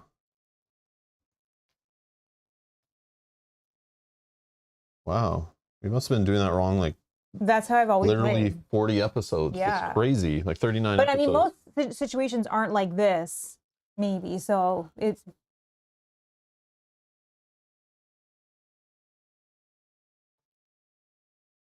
So when a monster is here and it's equal distance, when this monster is equal distance, it says it goes after who's closest, right? We would get to choose if we're tied. Like the players just pick that. We can manipulate monsters that much in this game. It's not based on this. I thought that was the whole thing. Yeah, it's based on whoever's initiative. Yeah, I thought if there was a tie, it would go after who started doing stuff earlier. Oh, Alan thinks we're doing it right. Oh, Pontus says no, sorry, I think I misunderstood. Okay, no worries, but Yogi had the same question though. Yeah, so monster starts here. We're both the same distance away. I went earlier, even though I long rested, but because of alternate tactics. I think that's also what's confusing people as well when you say you're long resting and then the monster's targeting you. Yogi's gone insane. Okay, too much Arkham, I get it. Yeah. Is the thing. I've been thinking this the whole episode. As we keep coming to these basic rules issues and they're different or we're not sure and everyone has different answers in the chat, I need to do it's not a rant, but it's not a bad thing. It's not a bad thing. It's just facts, okay? What I've learned 10 years plus of playing heavier games, some games based on either the rule set being huge or poorly worded rule sets, or bad rule books, or no tutorials, or bad support from the publisher. Community is basically the ones picking up the rules slack, making their own guides and FAQs. Or a game with a BGG forums where the rules forum's bigger than the general forum just because the game is more broken than people are caring and excited about it. There's many reasons that do this, but this is definitely one of those games where I would compare it to a lifestyle game. And I say Gloomhaven, Frosthaven, they're lifestyle games. You might say, no, Rob, it's just a board game. You play it through for a bit and you're done and you move on. No, this game, because of its rule set, because of all the weird situations, because of all the asymmetric characters and all the crazy amount of enemies and the 8,000 page FAQ, the horrible quality control at Cephalofair Games or Cephalofair, or however you say that weird name, they have created, basically this is equivalent, the only other games I've ever played where you have to keep track of all these stupid rules. You need actually a judge body to be in charge of these rules to make rulings on them, is whenever you play a collectible card game or an LCG that involves tournaments, competitive card games, that has a rules reference that is meant to be a lifestyle game where you literally need to play it often, and it needs to be the only game you're playing of that weight. Otherwise, you will not be able to keep track of all the weird things you're supposed to remember. Like, oh, this thing happens with this monster, but because this is a wind demon, there's that one weird situation where on card number 7, if it pulls this before there's a night demon that does this, it's this thing. But that's only if the monsters want to do this based on this hex and this thing, but only in Jaws of the Lion, not in Gloomhaven. But then in the digital one, it has this, but if you change in the menus for it to do this ruling from Frosthaven, it will do this ruling. Like, there's no respect that there's 1,000 games that exist on our shelves and in our hobby that Gloomhaven thinks it's a CCG, and Frosthaven, Cephalofair, Isaac, whoever's behind it, they say we can just make our game full of so much random crap because we just want to please the hardcore player that literally only plays our game and lives in this world and plays no other games. But the problem, what it does is it makes someone like me who likes to play lots of different games. I just want to play Frosthaven the way like you should just play it, is casually, don't care, come up with some rules that just make sense to you and play your own cardboard and plastic that you purchased however you want, and ignore the internet because you will drive yourself insane trying to figure out the rulings in a specific Haven game in a specific situation because they've changed and there's some contradictory rulings and it's very confusing. The rule set, the foundation of this game does not make sense, so it's hard to even make a rule book for it and to make it make sense because it's trying to be so different than every other game. It's weird, right? Mm-hmm. But they just, I don't know, so many people love it that they feel like they're doing right and they can do it. But it literally, like, this game is built the same way as like a CCG or an LCG that has tournaments, has seasons, is planned to go for years. This game is expected to be on your table for like 2 years, and it's the only thing you play, and it's the only rule set you have to keep straight, and the only weird situations you have to keep straight. So if you want to play this game 100% correct, you have to treat it like a lifestyle game and live in it and breathe it. When you're not playing it, you need to be reading blogs, you need to be sitting in the forums, you need to be rereading the rules every couple of weeks. It's crazy. It's crazy, and it's funny. This is one of the only games we play where like there's so many people in the comments and in the chat, and with the Gloomhaven, Frosthaven the same, Jaws the Line probably too, that people will come in and go, no, this is how it works. And then 3 other people say, no, this is how it works. And then we actually look into it, and it's like, we're all not sure how it works, or we find an answer that half of them are wrong, or maybe we're all right and we're not sure. It's so funny. It's so crazy. It's very fascinating. But again, we're playing the 2nd edition of Gloomhaven, basically. The 3rd edition, because they already had Jaws of the Line to kind of correct stuff. And it's weird, right? It's very weird. But you got to treat it like that or not. So either you get into it like an LCG or a CCG, a competitive tournament card game, and you live it, you breathe it. It's the only game you care about. You obsess with the rules. That's the only way to stay sane. Otherwise, the other way, I guess, would stay sane is just treat it like your own board game and do your own thing, and who gives a crap, and just not worry about playing correctly. I'm leaning toward the second half, so I don't go completely insane. So you'll hear me a lot say when you guys are like, oh, I think it works this. And then 3 other people go, oh, it works like this. And then there's a little disagreement in chat. And then I go, you know what? I don't even care about looking it up. Who cares? We spend too much time on it. Let's just move the monster and move on. Like, I stopped caring in Gloomhaven days. It drove me nuts. And then when we played Jaws of the Line, I was like, oh, they're kind of fixing it. They're making it more make sense. But then we got Frosthaven. It's like, it still doesn't make sense because now it's still convoluted and there's still issues. I don't know. But at least there's other games out there that are dungeon crawlers that are more straightforward, that are simple, but then those aren't maybe as deep and rewarding. So it's like, I don't know. It's hard. I think just this threw people off. Even Yogi says, I think you played it right. I just confused you. With basically what happened. It's okay. I don't care. But I've been thinking this the whole time. Every time we came into a rules issue, or like we're thinking about it. I'm not thinking in a bad way. I'm just analyzing the game. Like, it's weird how this game, like, we played it 2 days in a row and we're still coming into situations where like we did this yesterday, but maybe we did it wrong. And like, I thought I'd been moving monsters wrong the whole time for a split second. I was like, oh my gosh, I've done it this way the whole time. Yeah, and still going on my thought is people in the chat saying like, yeah, I've been playing for years, hundreds and hundreds of hours, and many games, and many groups, and many scenarios, and Gloomhaven and digital and Jaws of the Line and Frosthaven, and I play test or I do this, and they still get rules wrong. We have designers come in our chat that design scenarios in this game in the past and in Gloomhaven and whatnot, and they come in and they're like, saying rules things and they're wrong. It's crazy. Like, it's crazy how messy the foundation is. And it's like a poorly designed mechanism that, like, every time an issue comes up, you just like put some bubble gum here and duct tape here, and like they keep just piling on new stuff on top though without fixing the foundation. So, you know, some people get excited. They're like, oh, Gloomhaven 2nd edition. I don't know exactly what they're doing, but they say they're like taking what they learned in Frosthaven. They're going to apply it to Gloomhaven 2nd edition. That scares me because it seems like from what I'm playing here, they learned nothing. It's still a broken ass game with like a very poor foundation, but the fun is so good it outweighs it. So that's how I can like get through it. But it is frustrating. But it's like, that's why I just go with the mentality now of I don't care. At this point, I'm just happy to be playing. I like adventuring in the story. I like discovering new things in the game. I love the hand management, managing my items, the Euro puzzle of movement and endurance and trying to survive with the cards left in the end of the turn or the end of the scenario. I love figuring out the scenario, how crazy it's designed, and the puzzle of how to solve it within the rule set, and the different party makes up just by someone retiring before you retire. And now you have this whole new party dynamic. I love that stuff. But it doesn't cover up the fact the game is busted from the foundation. It's like a mess. It's just like some old CCGs we played back in the day, that the rules references, the FAQ, the tournament rules just became so convoluted as new cards get added to the pool, new mechanics get added, new keywords, skills, and all that.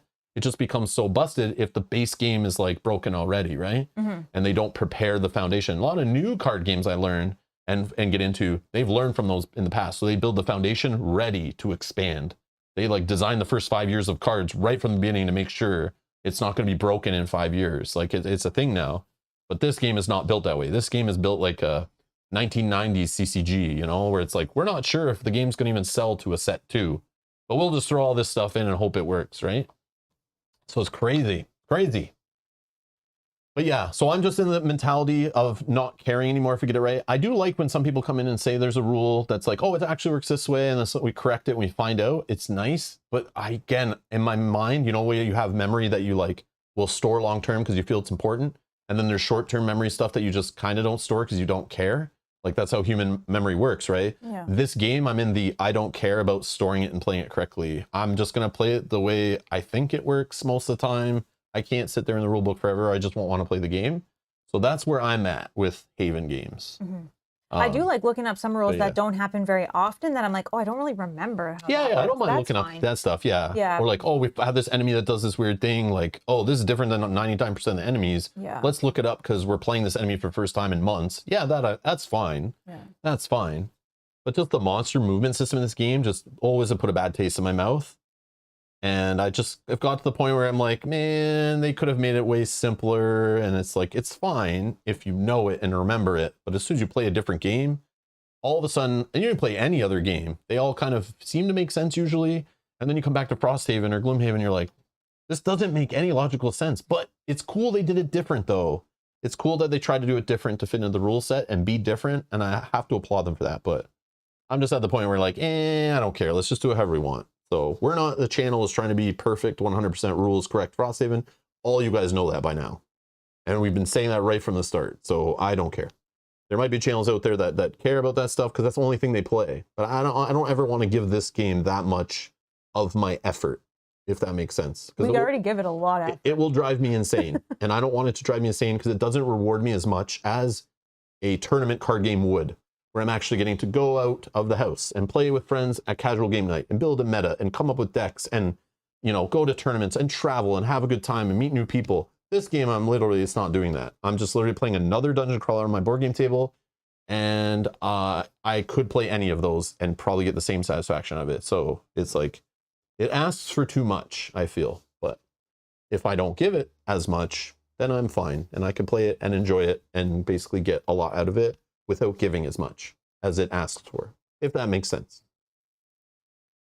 There you go. It turned into a rant. I'm sorry, guys. Yeah, some people love it. But I've been thinking about it. It's just been bubbling up. Like all episode, I've been just like, wow, this game, man, this game. But yeah, there you go. But again, it's not a bad thing. It's just my observations, how I feel after playing it. But not everyone is the same way, right? Not everyone's like worried about playing tons of different games, but just fill in like, doing real life and reading books and stories and movies and all this other stuff too, right? There's a lot of information we take in each day. Yeah. Who do you know who tailors that makes straight jackets? Yeah, exactly. I'm going. Yeah, you'll go and say Yogi can get your straight jacket tailored if you want. Oh, nice. Yeah. No, I'm not letting it drive me insane. I'm not letting it get me down. I'm having fun. He lets it out. He doesn't bottle it in. As you just saw. Oh yeah, I'll let it out. I'm having fun today though. This is cool. I like it. We're getting challenged. I'm down to like barely any cards in hand. Are you getting panicked a little bit? No. Oh, okay. Yeah, but if I do get exhausted, we lose the scenario. So we got to take it kind of serious. I know. We won't let that happen. Okay. So my turn. I am going to move here. And I'm going to retaliate, but it won't matter. So we're just going to put it in my discard. Okay. Then I'm going to attack for 4. Here, I have to hurt myself for 2. Okay. Attack of 4. Plus poison is 5. And he's at 10. We got him. He's dead. Okay. Now we only have one guy to focus on. Okay. Then, oops. I will loot this at the end of my turn, but I will use my powder to loot 2 tokens instead of 1. Woo! After you draw 1 loot card, draw 1 additional loot card. We got it. We got Axe Nut. Okay, that's good. That's the only other herb we could get in this scenario. I want to read. I see the rules. Hold on. Pontus, thank you for being a member for 18 months. Thank you for the long-term support. Thank you. Thanks for clicking that join button like 18 months ago. Wow. That's crazy. Thank you. Says the channel would lose its charm without the rants. Love it. Thank you for all your help over the years, Pontus. I appreciate it. Oh, Alan's rules? Is that what you're... yeah, right there. There's a mix. Okay, so we have Alan. I saw Yogi say number 3. Okay. Alan says, every rule book should come with this as rule number 1. You have purchased this game. It belongs to you. Don't let anyone else tell you how to play it, including us. And it's hardcore fan base. It's rabid fans. Sometimes with a lifestyle game, I've learned this over the years. I usually address this when I ever play LCGs like Arkham, Marvel, Lord of the Rings, right? There's the hardcore fans of a lifestyle type game that only play that game. And I used to be that way. I used to play Game of Thrones, the card game, very seriously. Also did it with like Warhammer Conquest, a few other games, right? Where that was only what I was playing every week, all week. Many hours were spent on it. Podcasts, blogs, playing it, practicing it, traveling to play it after work, playing on my lunch, whatever. Super obsessed, going to tournaments, all that. And then we would only play a board game like once every few months. I would actually open a board game rule book where I'm like, okay, no tournaments going on, no new cards came out, no spoilers from Fantasy Flight Games, no content to make on the internet. Okay, we have nothing to do this week. Let's go open a board game, read the rules, and play a board game. It used to be so rare. Or we'd have a board game event come up a couple times a year where I'd have to learn a few board games. We'd have people over and play all these games. It was so fun, but it was rare. It was much rare, much different. But I used to be so obsessed. I knew all the weird situations because you go to a top tournament, you make the top cut. You need to know every weird rule that could come up to make sure you can win. Because if you don't know the rules, you could do something wrong and they call a judge over it. You lose points, you get disqualified, whatever. It could ruin your whole tournament run. So you need to be like really up on rules and situations and make sure you know how your cards work and your opponent's cards work for situations and how the game works. But there's a passion there and an obsession, right?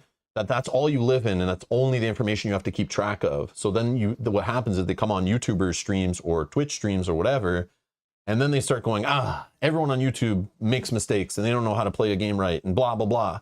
And it's like, they're so rabid and so crazy. I have to warn them like, hey, FYI, I have lots going on. I play lots of other games. I read lots of other rule books. I haven't reread the FAQ or the tournament rules or the game rules in months, and I don't care to. Please back off. Feel free to help me out kindly with rules corrections and help other people learn from my mistakes.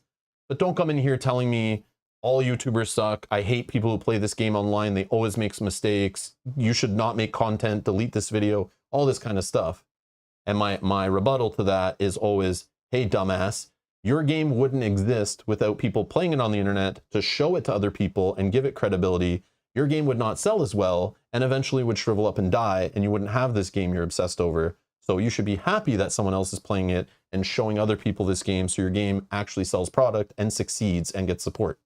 So I know this is a very, you got to watch out for the fans who get very rabid and very crazy, and it can be disheartening. I used to take it that's what built up my thick skin, was the rabid fans. You play like a competitive card game or a lifestyle game in general, and Gloomhaven falls in that.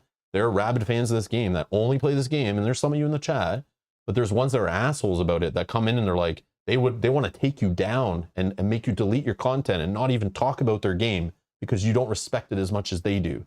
Or you unbox it and you don't know the words on every single card because you didn't read all the preview articles and obsess over it. So you're an ass for playing it on the internet. How dare you? But it's like, they don't understand the role that you play, and like everyone plays a different role in making sure a product succeeds. So it's like, back off. But yeah, you have to be like, the fans will rip on you for playing a game incorrectly, which goes into rule number 2. Your use of logic overrides any and all rules. Yes. Yeah, I wish that was a rule. That keeps me sane. And then Yogi throws in rule number 3. If you dare stream this online, be prepared to ignore chat discussing rules. Yes. But also the rabid fans, the negative rabid fans who are very in their own bubble.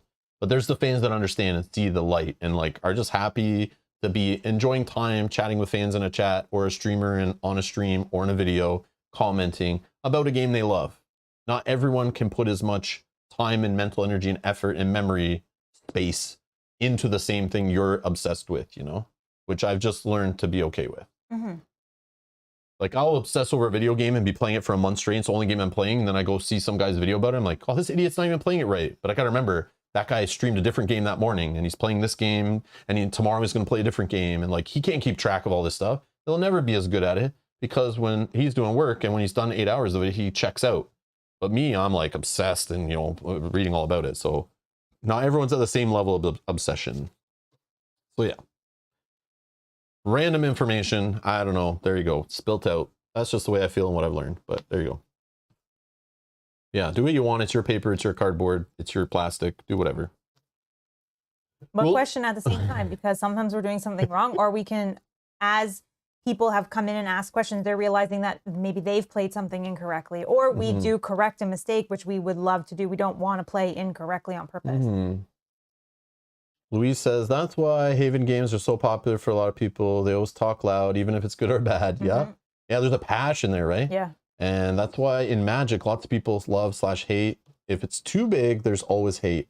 No, 100%. There's always hate. It's just a vocal minority is usually negative stuff, bubbles to the top, right? Gets more clicks, gets, people talking. They're more loud. They'll actually spend the time on the internet complaining. People who are happy with the game don't have the urge to go on the internet and tell everyone about it, right?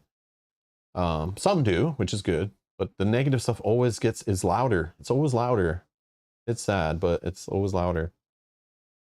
And then rule number 4, kick out toxic members of the online community. We don't really have any toxic members in our community, which is good, so we don't have to worry about that. Yeah, I just mainly kick out other content creators that come in here trying to promote their content and steal the viewers, and yeah, that kind of stuff's annoying. And they're only here for their own selfish reasons. Those are who I kick out of the community, because it's very scummy and it goes against the streamer code. Streamer code is, if you wanna collaborate, you reach out to them offline. You don't come in their chat promoting what you're doing on your stream. That's the only thing that's like I find in our community. I don't mind people saying, you're playing it wrong, Rob, blah. And I'm like, oh, okay, let's take this opportunity to learn. It's rarer though now, because I think you've kind of set that standard by kicking people out or removing comments. But it's fine. Stuff. Also, we're on subscriber only chat. Oh yeah. To keep out the porn bots. So that I think also has had a benefit of people don't want to hit the subscribe button when they hate what I'm doing. So that's great. Then they don't see my content in their subscription feed. Yeah. And then they don't come back ever later. It's just perfect. It's perfect. I like it. Yeah, we can put you in timeout now, so behave. Yeah. and you can be put in any kind of timeout with different lengths. Yeah. All right, let's try to wrap this thing up, maybe survive it. I think we're good. We only have one more enemy. I just finished my turn. Living Bones is just going to put a shield up. He's going to heal 2, which just removes this wound, which he would take a wound and then heal it, but it's fine. Okay. And then that's the end of the round, so I'm just going to shuffle this one. Again, we don't know how to win. We just got to kill this Living Bones and then step on. That's like, hey, we're about to like read an entry in the book, and it's not like the ending entry. I think it just says when all characters have escaped at the end of that round, read an entry. But we don't know how to escape yet. Yeah, Jade, don't ever click on those bots. I'm sorry, Jade. I'm sorry. Sorry. Yeah, you'll have to go to a different website for your porn bots. I'm so sorry. You'll have to schedule own reminders on your phone to notify you when you need to go check porn. I can't have the bots doing it in my chat. I'm so sorry. Just doesn't fit the content for some reason. And they really spam them when they get in. I feel like board gaming is more of a family thing, and I don't know. I mean, some families maybe are into that stuff, but not. Yeah, I don't know. It's not a general thing. I guess we'll just play these last 2 cards. I forgot. You only finished yesterday's episode was like 10 minutes. How did it take you so long, Buell? I'm not impressed. Not impressed. And don't say you had to work and had real life and stuff in the way. That your priorities, you're all wrong. Buell, I'm not impressed. Just no. Good morning, Buell. Good morning. I'm just joking. Good to see you. Good to see you. But we could be multitasking.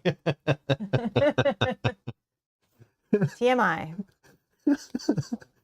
I'm at work at the same time. I know, Buell. I know. Workaholic. And you're still at work too. Well, that's good. So we'll give you something. Don't say that too loud. Don't say that too loud. Give you something to watch. Don't say that too loud. Yeah. I'm sure we'll be wrapping up shortly. Do you guys know a good language independent board game? I think a lot of the Euros that use the symbols, but then again, you still need to read the rule book of the language. But some of those like Garfield games that all use symbols on everything and no text to save money on component printing. There's a few of those. Abstracts, yeah, abstract games, absolutely. Yeah, anyone else in the chat know an answer for Louise? Louise, what language are you, natively speaking? Well, I'm gonna guess Spanish, but I'm not sure. Henrique? I'm probably saying that wrong.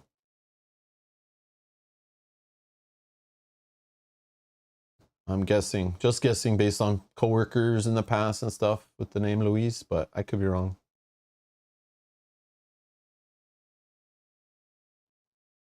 I'm just guessing for fun to see. Lazy says, I'm late. I will watch later. By the way, yesterday, almost 5 hours too many bones. But I was... Oh, yeah. But you were doing the 2, right? Yeah. I was able to win, rock and roll. My camera shut down because of battery. Oh, wow. So tired. You're awesome. The long streams. Nice. Okay. The West Kingdom trilogy. Yeah, I feel like there's no text on those. They're all symbols. All symbols. Could someone recommend a good way how to play Final Girl Sacred Grove? Okay, Lizard. That's Lizard Brain. That's like all the way the other end of the spectrum. We could talk about more Final Girl in our future Final Girl streams next month. But maybe someone in the chat knows. Maybe someone can help out Lizard Brain. Sacred Grove? I don't remember. I played all of them. Just one of them I deleted the stream because I did some rules wrong, and then I was like, yeah, people kept commenting like, you're playing this wrong, and then they don't read the previous comments, and then someone comments again, and I'm like, yeah, I can easily play that again in the future and then have it more correct. So I just deleted it. I don't want people playing wrong, so I don't need to keep up junky streams in my mind.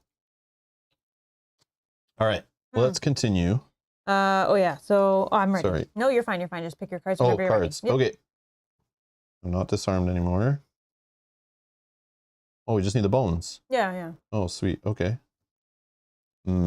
Risky though, stepping across the have we got rid of the 2 that are the one that does 11? Is 11 out? Yeah. 10, 11, 12. 9 is in. 9 is just gain muddle. I don't care. Okay. I think we're fine. So yeah, at this point, like these are all the bad ones that are out. So 66? 78. Living Bones, 45. So me, you, Living Bones. Okay. Go ahead. I'm going to... The only thing that's going to screw us is a couple nulls. I need to get on there though too, right? So I need to move. You have jump or something to get around. Oh, I have jump boots. But you need to be in this space, right? If I'm the one attacking, yeah. But if you end up killing him first, he's got no damage missing though. I was just going to heal. You could just go around slowly and step on items. That's what I'm going to do, exactly. And then I'm going to heal myself for 5. Going to 10. And then, do I care for the fire? Do I mobilize myself there? That's another turn. I'm going to long rest next turn. I don't think he'll use it. Yeah, so I'm going to so I will immobilize myself to create fire and gain an XP. Well, he's going to move too on his turn if he's still alive anyway. So unless I'm beside him, right? If you will. And then another medal. Thank you. Okay. My turn. All right, I'm gonna move her to... Oh, I have jump. I didn't even think of that. I can't really get to a spot anyway. I'll just move here. It's fine. Draw me a token. Come on, good one. And then I get to move a token back. 7. Oh, that's not good. Gain. Is that the muddle? Wound. Oh, wound. Okay, I mean, it's not the worst. I'm bleeding. But it's past the start of my turn, so I don't do it, right? Right. You could heal it away.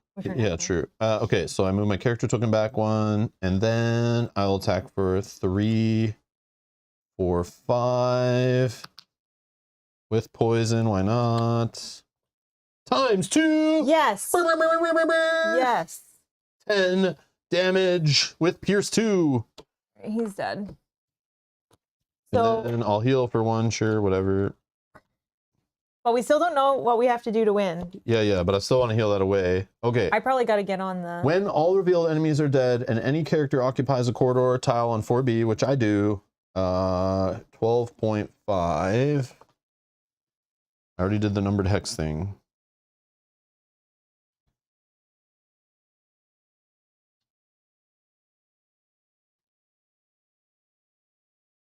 Oh, okay. I was like, yeah, this is it. Each corridor hex on this tile is now an escape hex. Oh, so I got to get there. So at the end of my turn, I escape. I'm assuming that's how that works. So, woo. Sorry, you're gonna wait for me on my immobilized. What the hell, man? All right, Living Bone's gone. Oh yeah. And then fire goes down. Go ahead. Okay, so I long rest. I heal 2. I lose a card, and I'm good to go. I just want. Yeah, get the loots. Get the loots. Yeah, but should I? Take your time. Get loot. What do you got to worry about? 1, 2. Yeah. Okay, let me just look. I'm looking for experience as well. Ally would suffer. Do I have any top experience other than summoning this? I did not get my battle goal. Oh, I'm sorry. Yeah, it's just all the damage kept hitting me and I had to pitch cards. So I had to keep at least 5 cards in my hand or discard pile. So yeah, once I saw I was like so low in health, I'm like, yeah, I'm not. I think if I long rested that one turn to get my armor back faster, I could have maybe kept 1 extra, but it's fine. All right, we'll just do a... Not sure if Mel's going to make it. Right, I don't know, we'll maybe you're missing how many cards you got left. Don't go exhausted because you run out of cards. I'm not gonna. Okay, so I'm gonna move 2 with jump boots. Let's go 1, 2, and this gets thrown away. We'll take that loot. Oh, I can't move. Immobilized? I'm immobilized. So then hold on, we're putting this one up in this because I want the 2 XP. Sure, yep. Okay, so then okay, and then this does nothing. Sorry. Then we do, okay, now we do a move 2 with the jump boots. With this, nothing happens. We get some coins. Okay, I short rest. Remember, you have to end on a corridor. Let's do these 2. Okay, I heal 1. I move, move on to 2. Yep. And that does nothing. Those are discard. 2 hide. Okay, I short rest. Where's that chest? And I move on to the thing. Draw a token? Draw a token. I don't know if you still need to do that. Well, the enemy's gone, so I think we're fine either way. 1. Oh, is that like heal everything or something? Gain 27 XP, I think it was. Oh, I love it. Let's see. Gain regen. Perfect thing. Oh, beautiful. Perfect one to get on the last turn of the game. Perfect. That's 12 perfect XP. Positive effect. Timing is excellent. All I need to level up, which is great. Okay. Alrighty, we did it. So now I have to read. Well, I guess we're done. So let's check the order of operations here.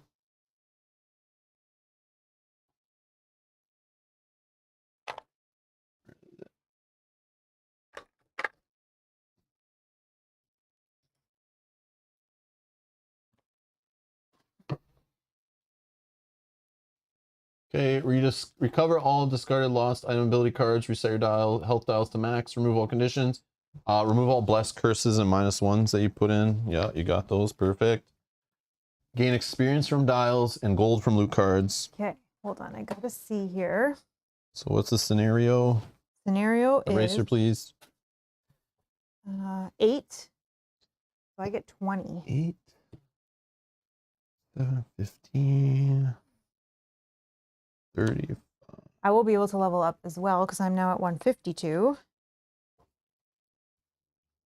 Okay. And I gotta get all this stuff. And gold for loot card gold. So gold and your resource stuff is 3. So I get 6 gold. I get 4 metal.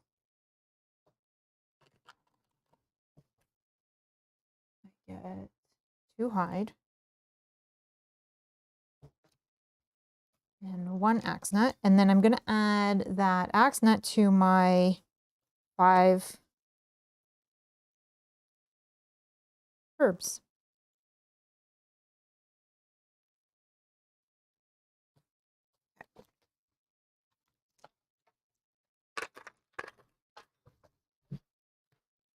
Okay, then check marks for battle goals. Yep, I got my battle goal, which was to kill the first enemy to die this scenario.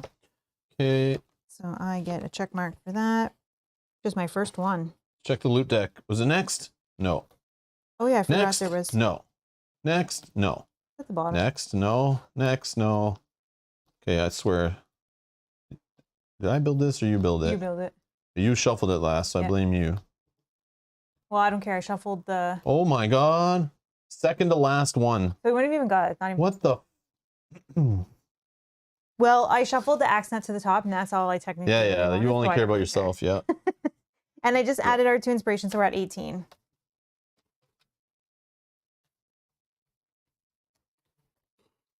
What's Pontus doing?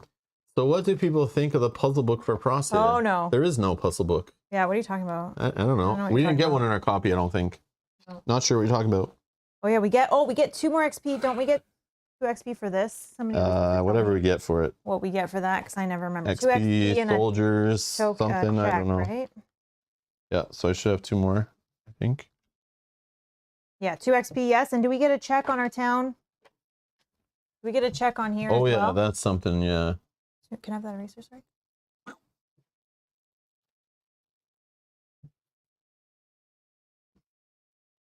And yes, and a tick on here, right? On our town guard? I think. I think so. And a soldier tick. Yeah, that's here. Okay, perfect. So 1 more and then we get another. Okay, Pontus says, ha, I gotcha. Yeah, it's so stupid. Just wanted to check if I was the only one. Yes, I agree. Okay.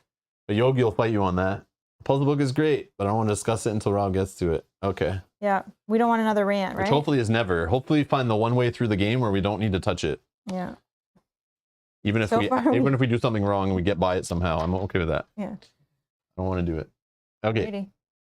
I read 88.3. Conclusion. The final demon dies like ice thrown into a weak fire. It sizzles and pops and then melts away, its body dissolving into wet, oily stain on the ground. When it's gone, you are left standing in the smallest chamber yet.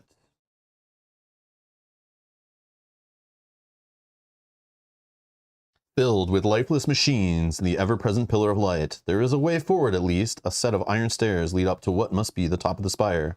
But you take a few moments to rest before continuing on. All this demon fighting and teleporting is exhausting work, and you're looking forward to a nice drink on solid ground. But the spire has other plans. In the midst of your reprieve, the red beam suddenly brightens and courses upward faster than before. It moves so fast, in fact, that it shakes the floor and lets loose splinters of stray energy. As this happens, the humming noise that you'd grown so used to rises as well, becoming a thunderous roar. You back away from the beam, guarding your eyes. A voice calls from above. Silly things, it says, deriding you with an erratic, fluctuating tone. Silly mortal things, reveling in tiny victories, small delays, as though I haven't got time. I will see you soon, little puppets. The beam settles down for a moment, but then rises once again, swelling to such a wild intensity that the entire spire begins to shake. Whatever is up there is anything but frightened of you. But you remember the first demon's warning. You don't know how long you have, but if the thing at the top of the spire finishes its task, Frosthaven could be doomed. You had better prepare for a real fight. Oh, that was a fake fight. Well, we know we're going to a boss fight eventually, right? It's going to end in a boss fight at the top of the spire. So we gain 1 random item blueprint. Sweet. And then we also unlock a scenario which is linked, so we don't have to go back to Frosthaven if we don't want to, which is called Top of the Spire 34. Okay, these are the random blueprints, I think, because they were the blue. You select one at random. A shovel. So now you need to get the red version of this or something. I don't remember. Or this goes in our crafting and we can craft it and make the red version or something. Something like that. Yep. It's 1 of 2, so I think you need a red copy. Okay. I think, but I'm not sure. I'll get it in 1 second. During your turn, destroy 1 adjacent obstacle, hazardous terrain, difficult terrain, icy terrain, or trap tile. Yeah, I don't think we actually get the item. We just get the blueprint or something. But again, I never remember, and I'm so sorry, guys. What are we playing right now? 15. 24? 24, okay. I gotta find where I'm at with these things. Yes, you got it, Rob. Okay. So one. You need to find the other one. Yeah, I will. In 1 second, sorry. Oh, I am missing one. It's on the ground.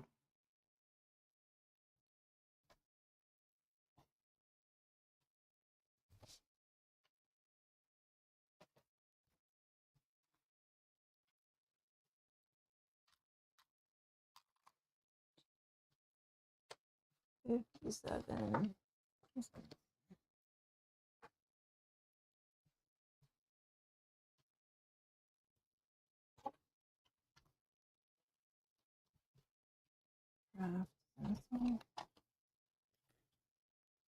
Okay, and then 34 is on this one somewhere. This one. Oh, it's a boss fight. Boss fight, called it. Oh, no. Contains a shard of the Lurker Crown. Are we supposed to be collecting those? Yeah. It's part of the sticker crown shard thing we're making. Top of the Spire, 34. Look at this guy in there. Oh, it goes on. I know where it goes. Right at the top of here. Oh, yeah. C6. You don't need to tell me. I can figure it out. I got this one. I'm a genius. See, Rob's great with puzzles. Yeah, look at me. I'm so smart. Can't put it on correctly, but it's there.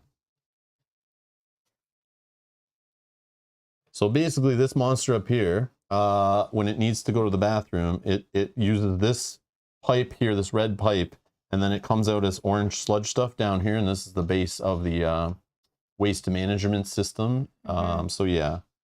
So they're basically trucking stuff up to it, it eats it, and then it's like, you know, just, yeah, it's basically the big toilet, the big monster's toilet we're rummaging through. So it's very clean and classy. Love it, very mature. Sanitary. Yeah, very sanitary. All right. So I guess the question is, that's our next scenario. It's linked, right? We don't need to go back to Frosthaven. We don't need to, but hold on. Do we read? Oh, 2 inspiration. Did you get that? I did get that. Ready. Update the map, return to Frosthaven for an outpost phase, or play a linked scenario next weekend. Now this is the thing. This is a boss fight. Matthew, what's up? Do we not want to go to Frosthaven? Here's the problem. Going to Frosthaven, we level up. Yeah, both of us. If we level up and it changes the difficulty of the scenario to the next level, might not be a good idea. So let's math that out. The other thing is just changing like one card in our deck, you know, getting one perk mark. Yeah. Is it really that going to help us out that much? No. Getting one other card in our deck that maybe the card you take in upgrading doesn't even work for the situation in the scenario, which seems to happen a bit. I don't know. I don't know if all that is worth it to up all the enemies' difficulty in the scenario, or just keep rolling at level 2. Yeah, knowing it's a boss fight. Do we want to look at it So first? mathing it out, hold on. I would be level 5. And I would be going to level 4. So 4 plus 5 divided by 2 is 4.5. I don't know if that's rounded or not, but then you divide 4.5 divided by 2, which is 2.25 rounded up. It would be 3. Yeah, so I don't want to make it 3. I don't think we go back because we don't. It's not worth it. Yeah, I don't think so, unless I did that all wrong.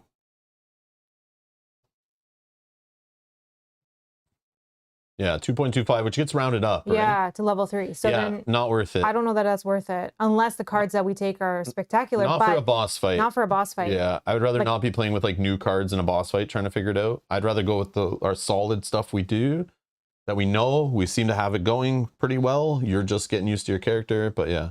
I do also think that this the boss's HP might be related on level. Oh, and yeah, that could also make it even harder too. Yeah. Right? And I do feel like this character makeup actually works well. Yeah, I like it. I think so. Because you have some range. We both have okay health. I actually can do some bigger hits as well. And you have summons and all that stuff. Yeah, it's neat. It's a neat little party. Okay, so we're looking for scenario 34. 34? Yeah. Oh, I should mark down that we just finished that one. Yeah, which I've already scheduled for next Saturday. You can set a reminder. It's in the playlist down in the video description as usual. Once I already schedule it, so you can see it there. You can set a reminder so you don't miss it in case we do move it to Sunday or something weird happens during the week. But it is the last one we'll play before taking a break until November. Unless, something weird happens. Because again, in October, we're going to play some horror-themed games, kind of break away, go back to some Arkham Horror stuff and Final Girl and stuff like that, just for fun during October. Even though thinking of the outpost phase in this game gives me nightmares and is horrifying, scares me more than a horror movie. Yes, we won't. I don't consider this a horror game, so we're not gonna play it during October. But it takes a break. Lets other people catch up, because I know there are people literally watching like episode 4 right now, and they would love to watch live. They just found our channel, they just found our playlist, and they're going through it. So I think a good break there gives lots of people time to catch up, and then maybe on our episode back, we'll have even more people watching and hanging out in the chat and fighting over rules that could be wrong, or maybe aren't wrong, or maybe right, and maybe wrong in this version of the game. You know, all that kind of stuff. But top of the Spire, Crystal Fields, 2 complexity. The scenario is complete when the Lord of Chaos is dead. At the end of that, well, that sounds like horror themed. Yeah. So I guess it's okay if it does move to October 1st, the Sunday. At the end of the round, read this. Okay. Oh, boss special abilities there.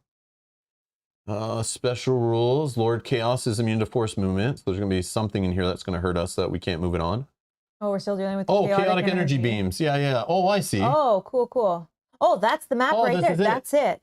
Just one boss. Oh, look at this loot deck, guys. This is cool. Oh, that sucks. I like this. What is happening? Is that a typo maybe? That's probably a typo. You think? I bet there's a rata saying the loot table should be... I would assume no, there's no enemies. I'm just kidding. Yeah. 30. Oh, it does have a FAQ.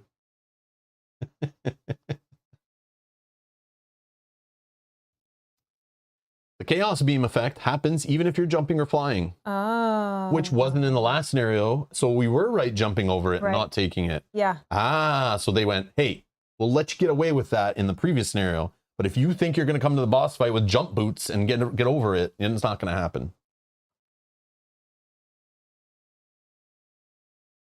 I do like this one enemy. That's it. All our focus is on one enemy.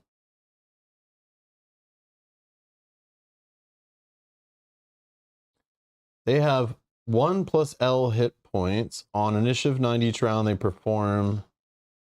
What the hell? Move to attack. Oh, those are chaos sparks. Yeah. So it does have its own little weenies. What's his health? Where is that? That's what I'm looking for. Where is his health?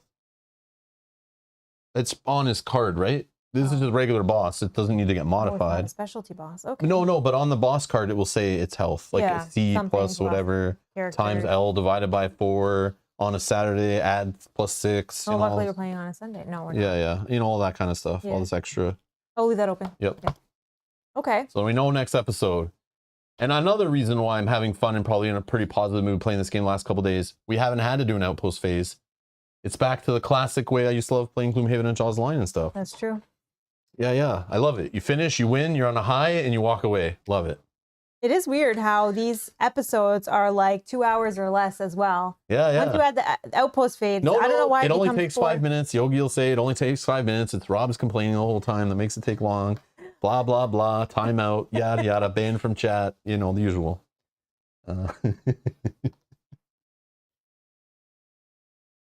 It is funny though. Like, why are they not 4 hours?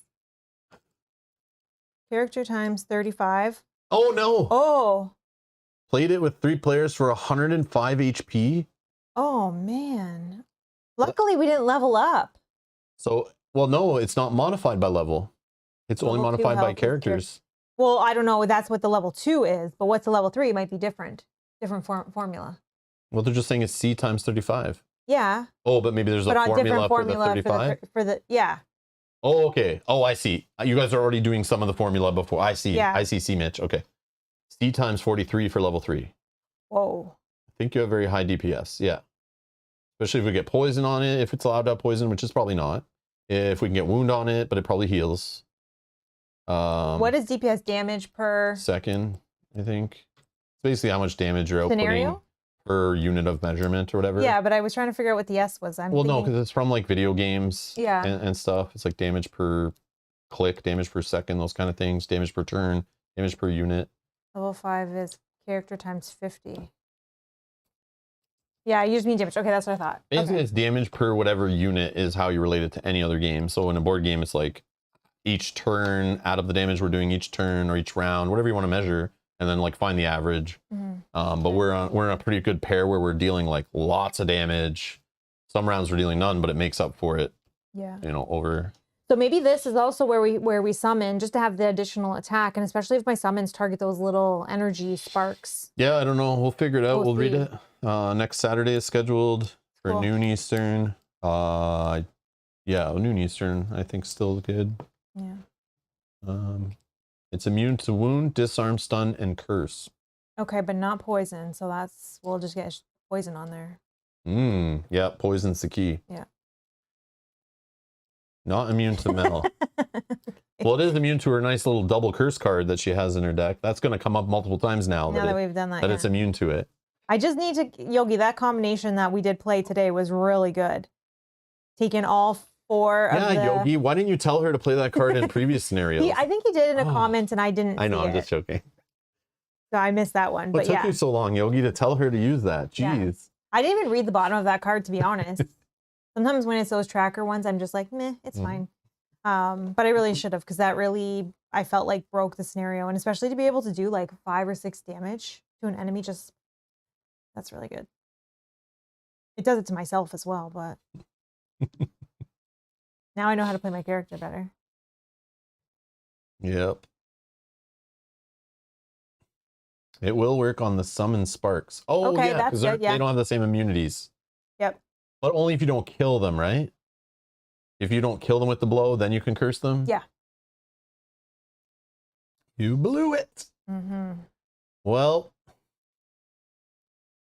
yeah, they use the same deck as the boss. I get him in there. And then... I was just thinking the weenies, though. It's hard to, like, when you're fighting an enemy with, like, 1 or 2 health left, and you always pull those curse cards, and it doesn't go in because they're gone. Well, the way that my deck is built, those two curse cards is a -2 attack card. Oh, so you'll probably miss. Yeah. Oh, okay. That's good then.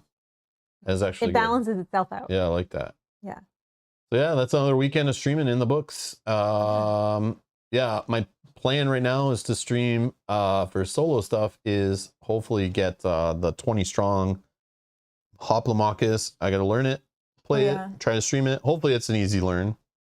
People have been asking for that. They're excited. Yeah, I know. I get asked all the time to like play it, but I just thought nobody would care as much about that one. The Too Many Bones one, people like really enjoyed it. That video actually got it's getting lots of views compared to the Sentinels one, or considering it's just a small pocket game. I'm kind of surprised how many people are interested in it, to be honest, especially Chip Theory fans who are all about big box, crazy lifestyle type nutty games, right? Yeah. To have this like little $20 pocket game that's like you can play so quick, it's like I'm surprised how many people are interested in it and how asked to play it, and the Hoplomachus version and stuff. So I gotta get back to it and learn it, and then play a couple games, and then I'll stream it, and then maybe I can fit in another Too Many Bones playthrough this week. But I'm not gonna stress out about it because I got to get into the mindset of we got to buckle down. Two priorities in my mind are get ready for October. So we got to figure out the games we're playing. Yeah, we got to make a list. We got to prepare for Arkham Horror LCG, which is learn it, maybe practice it. I don't think we need to practice it, but at least watch an old stream of ours or read the rules on it, look through the decks, build the decks, blow the dust off the cards, all that stuff. So I got a little preparation to do on that, and I don't want to leave that till last minute. And then, yeah, figuring out what other games going forward we're playing, and then work backwards. When are we going to learn those and practice them? We also have a game with Kyle this week, right? So we have to get that. The game with Kyle, I'm not 100% locked in on what it is, but I have a couple ideas. We'll have to. So I got to maybe even open a brand new game, punch out cardboard, read rules for that too. So I don't know if I'm going to be able to play a Too Many Bones solo this week. I think that would set me back too far for the other stuff I want to do. But then when we get to October, or we get to November, December, you know, when not a lot of games are coming out, it's like I can play Too Many Bones like whenever and stuff like that. So, and nobody cares about the new hotness. Here's a question for people. Do you think we'll finish this by the end of the year? No. No? Taking a month off in October and just playing for another 2 months of November and December? No. This is the game that never ends. It just goes on and on, my friend. So we may be playing it for a year. I don't know. Started in February. There's some people who know, but I don't want to know even. I'm okay just playing it, however. Yeah. But again, like, we could speed up playing it, like twice a week. We could slow down, playing it only every other week, and then play something else in there. But there are some dungeon crawlers or even some big campaign games I would love to open and learn and start playing and streaming, but I'm trying to still stick to my stream one campaign at a time. Yeah. One heavy rule set game at a time and just enjoy it and not get lost and trying to play 3 different stories at once and all that. We'll get to those games eventually. They'll still hopefully be awesome when we get to them. And whether they're not the new hotness, I got to just stop caring, which I normally basically do. And we'll just finish Frosthaven. But once we finish it, man, there are games like I can't wait to get on the table and try. But it's like, yeah, I don't want to do it while we're playing this. However, this one campaign at a time has really let me get ahead in painting. So we have games that are painted and ready to go. Thank you for filling in. Those are the 2 things I was thinking, is preparing for October with the games. And the second one was getting you painting on stream, hopefully, Descent, which is another freaking game. Oh my God. But that we're starting in November. Yeah, but that is a campaign game. Yeah. So like, do we play that instead of Frosthaven and take even more of a break from Frosthaven? I don't know. I guess the only thought would be if we're playing that with Kyle. Ah, yes. Right? Because if we're playing that with Kyle, it just happens on our weekly night with Kyle. True. And that's that not too bad. Yeah, yeah, sorry. When I say no to campaign games at once, I think of the games that Mel and I play in solo games as separate from Kyle's night. Because Kyle's there as an extra person to help with the load of playing through the story game, and it's once per week and that kind of stuff. Yeah. So sorry. Yes. And we don't usually play like brain burner campaigns. Yes. That's true. Yeah, because Descent's not as heavy to keep track of. So if we do take a week or two off, it's not that big a deal. Yeah. But yeah, I want to get a paint set up for Mel. I set up a second computer. It's actually my older streaming computer. I've set up with older cameras and some older lights and things.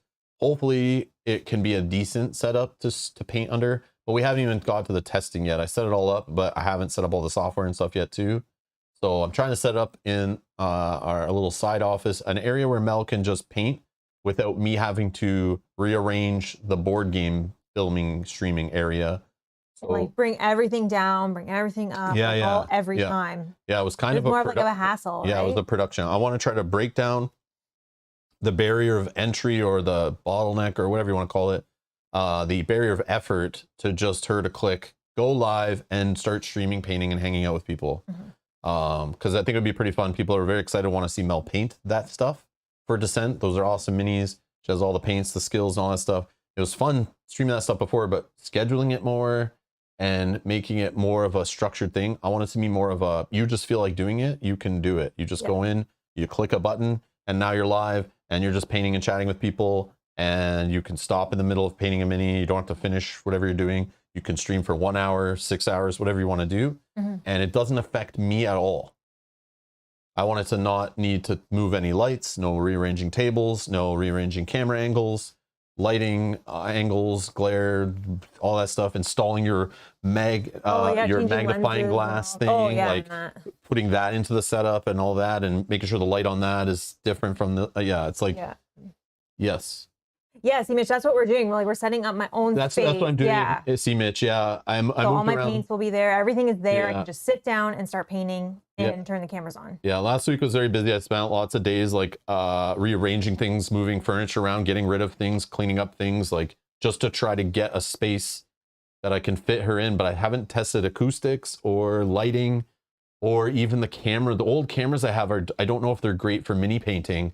So we just have to test it offline, and if it sucks, then I might have to move a decent camera from this setup in there, which still sucks.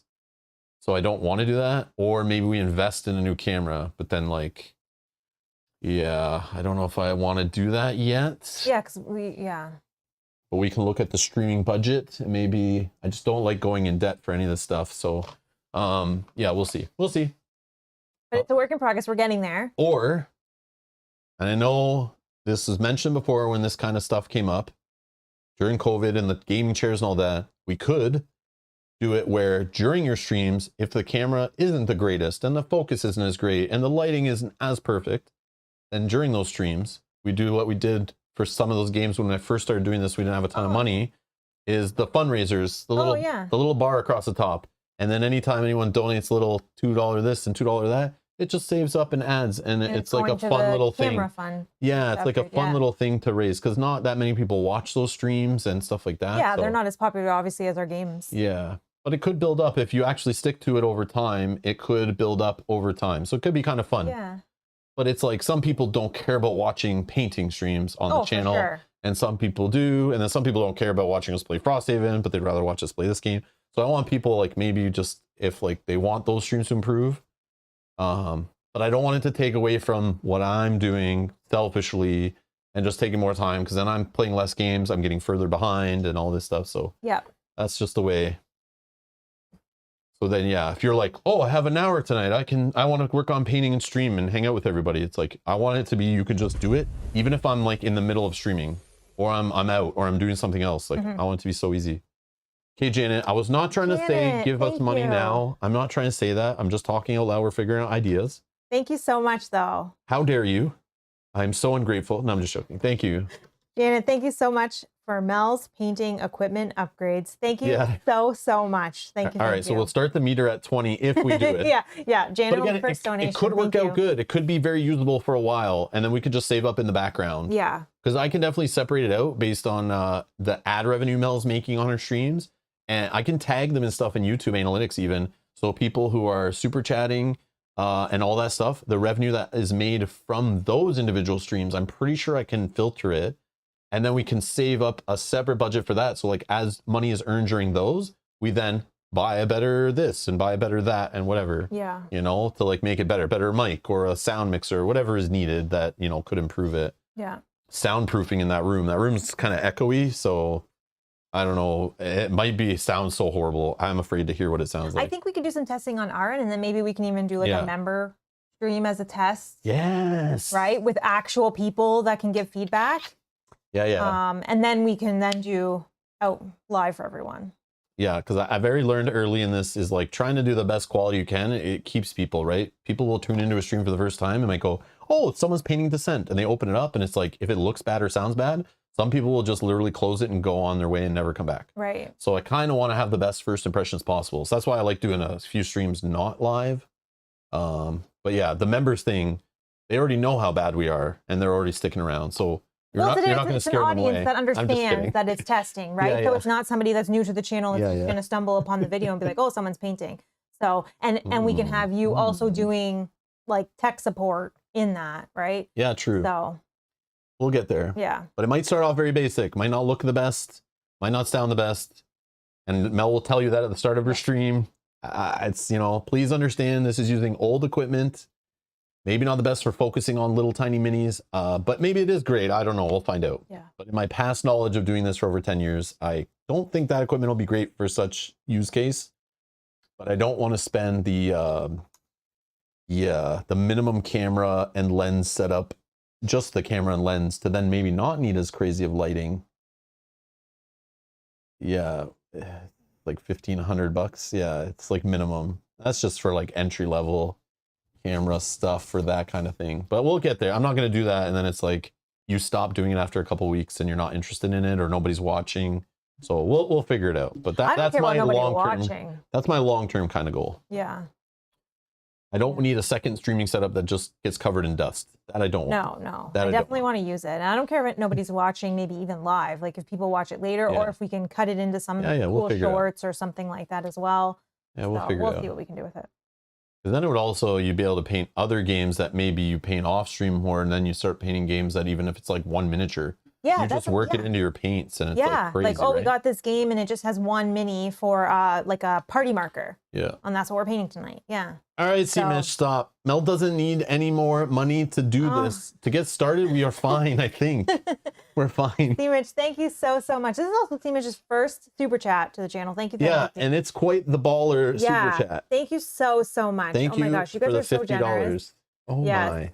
So there's definitely some support and people that really want me to paint. So not why I'm talking about this, because I know our audience sitting here at the end of a Frosthaven stream understands the painting minis and all this kind of stuff. Oh, for sure. And the streams that we used to do, because there's a lot of long-term viewers here right now. But so Seema says for Mel's painting needs. Thank you. Guys, save that stuff for Mel. We got to motivate Mel to actually do that. So when she actually paints on a stream, understand she's doing it on her own. And reward her then. Don't reward her now, because she could just take the money and run. No, I will not do that. You don't reward this kind of behavior. Okay? You need her to give a little first and then get her hooked, right? That's what you got to do. No, this is like motivation that people want to see me paint, I'm going to remind you too. Yeah. When it's all set up, I'll be like, Mel, it's been a few days. No, I already have. I know you're tired, Mel, but remember that $70 at the end of that stream there, Janet and C. Mitch. The minis for Descent are primed. They're ready to be painted. I see them every single day. I know. So I did put them right in front of her. She sees them like they're right there. Even the big dragon, I primed the big dragon. I spent hours priming everything pretty carefully. Maybe not the best, but it's as good as I can do. No, I think it was very good. I'm a little intimidated for that dragon, but it's fine. We'll get there. And we'll leave the dragon for the last thing. Since it's the boss, hopefully it doesn't show up till later in the playthrough, so it shouldn't delay our playthrough, but yeah, we'll save that for later. Listen, Janet, listen. That's true.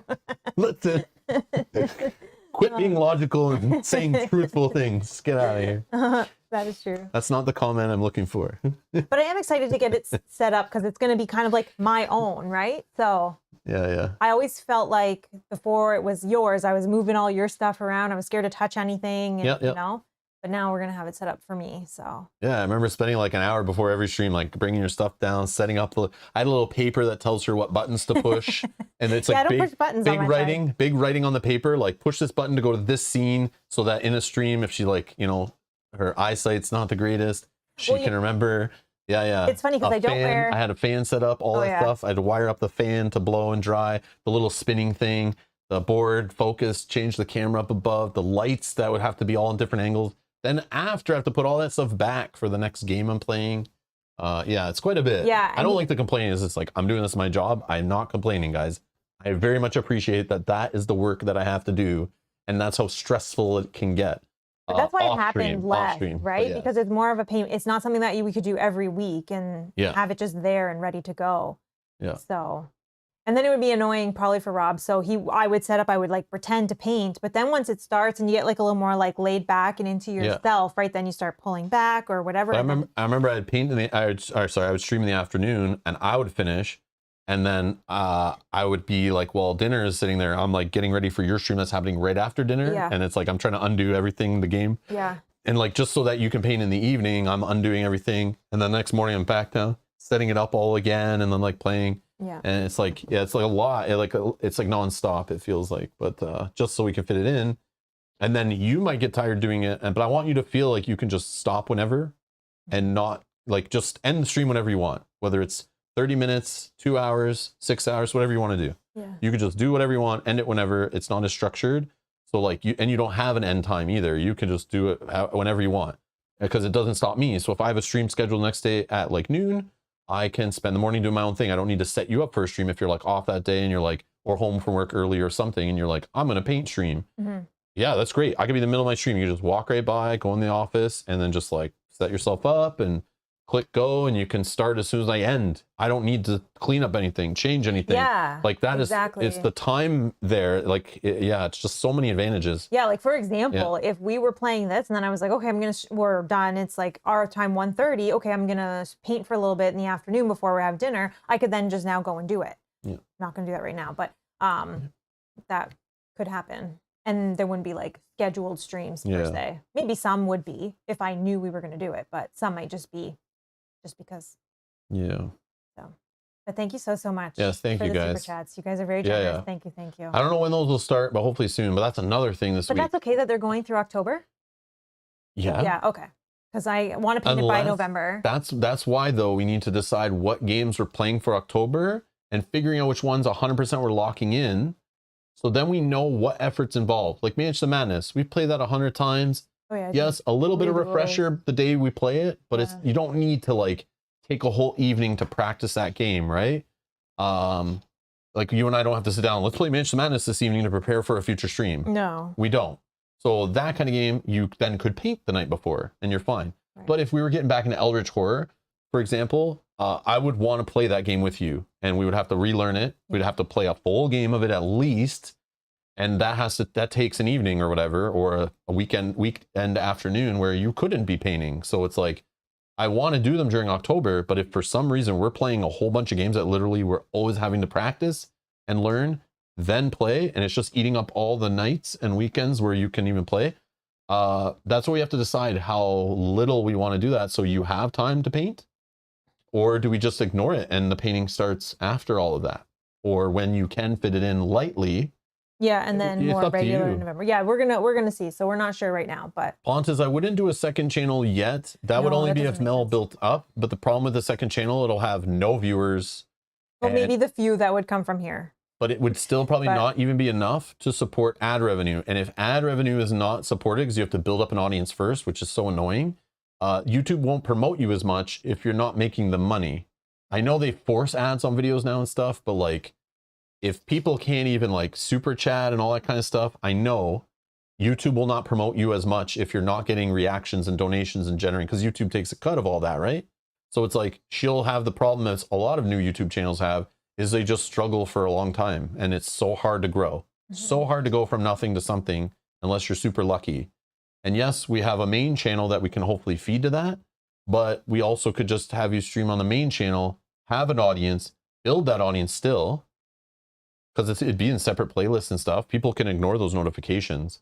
It's still related to the same hobby and the same board games we play. Yeah, because all the games I would be painting would eventually land on the channel. Yeah. And this is also assuming Mel does it enough. If Mel's only doing it once every couple weeks, YouTube, again, will not promote her as much because she doesn't have a daily upload or consistent weekly upload or whatever it is. She won't have the audience. It will hurt her in the algorithm, and it will just be very demotivating. I'd rather her just stream on the same channel that she plays on and streams on, and this is also her audience too. So it's like, let's not hide her in a dark corner in a cave of the YouTube algorithm where it's just not a thing. But I think what I will do is have my own like social media accounts related to me painting that I can then promote myself and like, you know, those kind of like share photos and things like that, as well as our Discord and that. So we can kind of do it both ways like that. But if Mel had like a decent amount of viewers watching and grew her audience watching her streaming, was doing it consistently, yes, then it's easy. Create the new channel, promote the new channel, post on both channels, and eventually transfer the content from one channel. We can go through the back catalog and just move those videos over. They would start back at 0 views and stuff and all that, I think, but there would be a content there to find. Right. But yeah, you're assuming this is the problem. Yeah, Pontus is saying like, oh, but they would be there, and then people looking for painting videos would find it. But they wouldn't. But they don't find it if YouTube's not promoting it, and it doesn't have amount of likes and views and all that. The search results would point them to people who are already making YouTube money. So it's like all driven by money, right? So it's like, at least here, like we have a channel that's got viewers and like buttons being clicked and comments and posts and all the stuff YouTube's looking for, right? Yeah. To promote, and it's generating revenue. So YouTube will, like, you know, nudge you in there a little bit because, like, you know. Yeah, because even one of the benefits I've noticed is like people that maybe aren't into painting but kind of like come into the channel regularly will come in when I'm painting and be like, oh, I just wanted to say hi and drop a like. So those kind of interactions wouldn't happen. Yeah. Yeah, the problem is she wouldn't be found, and that's the thing. Like, it wouldn't be popping up on people's feeds and things like that. Yeah. Other paint streamers would be, you know, other board game streamers would be, so. And as Rob said, like, people who don't want to see painting, like, it's going to clearly say that it's painting. They don't have to. Yeah. It'd be separate videos, separate things. It didn't hurt us before when you were painting on the channel. No. It didn't take away from who was watching my other streams and stuff. So it's like, it doesn't hurt when it's especially in the same hobby. But it is pretty recommended. Like, even if we were like streaming Gloomhaven Digital all day, and that was it, we're playing video games only, and then we played one tabletop game here and there, they say don't create a new channel. Don't do that. You'll segregate your audiences. It won't be as good, right? So I've read into that a few times. It's like not great in the YouTube world to do that. But there are some big ass streamers, it makes sense to put their stuff on a second channel, because even if half their audience watches that, they still make mad bank, and it's still great.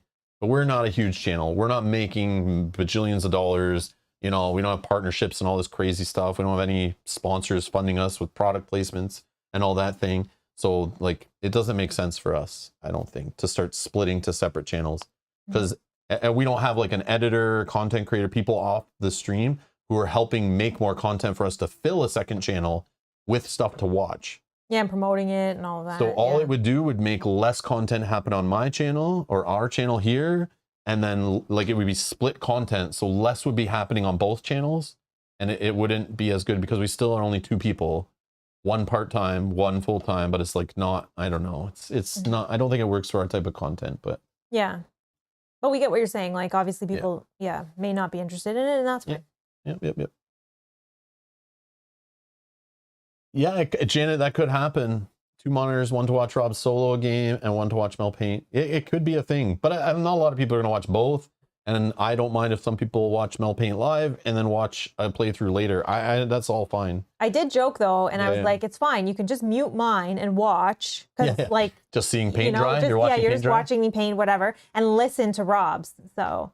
Because he's actually like probably talking a lot more about the game. I think people would rather have it the other way. Oh, listen to me. Is see a nice board game on the table with things moving around, but not have to hear me talking, and then they can hear you talking and watching painting happen. I don't know. I do like our paint streams because it is fun. We just chat about random things, movies, TV. I know. I come in the chat. Kind of things that are just Dan random. Roberts there just saying a whole bunch of junk. Yeah, we're talking about like what movies did you watch? What games did you play? What are you painting? Like it's not so structured. Like we can talk about whatever, right? Got to fill 2 hours of talking. I don't talk like this guy, so it's harder for me. Anyways. I'm excited. That's gonna be it for today. That's enough talking about that stuff. But yeah, thank you everyone that watched. Thanks for hanging out. Again, next Frosthaven, next Saturday, scheduled already. Watch for some other streams coming this week, and then we get into October. So I'm kind of excited to play some of those older games we haven't played in a while, and some newer games maybe. Just have some fun getting in the Halloween horror mood. So I'm looking forward to it. Hopefully it's all well, and hopefully all the games I play I enjoy. And then. We have a good month. Then we'll be back into the winter months, November, December, January, and we'll come back to Frosthaven. We'll play, Descent. Oh yeah. Legends of the Dark, but the Betrayers at the War, Betrayers of War. I don't remember what it's called. Betrayers. Final Girl. Yeah, tons of stuff. Girl. But yeah, and then we'll come back to those type of games, Too Many Bones, all that. But I'm trying to get 20 strong Hop Among Us played this week, so people can stop yelling at me about it. Just kidding. But yeah, anyways, thanks a lot for watching. Thanks for all the support. Thank you for being here. Thanks for sharing the videos. Thanks for the donations. We appreciate it. Thanks for allowing us to do this. And yeah, we'll see you in the next one. Bye.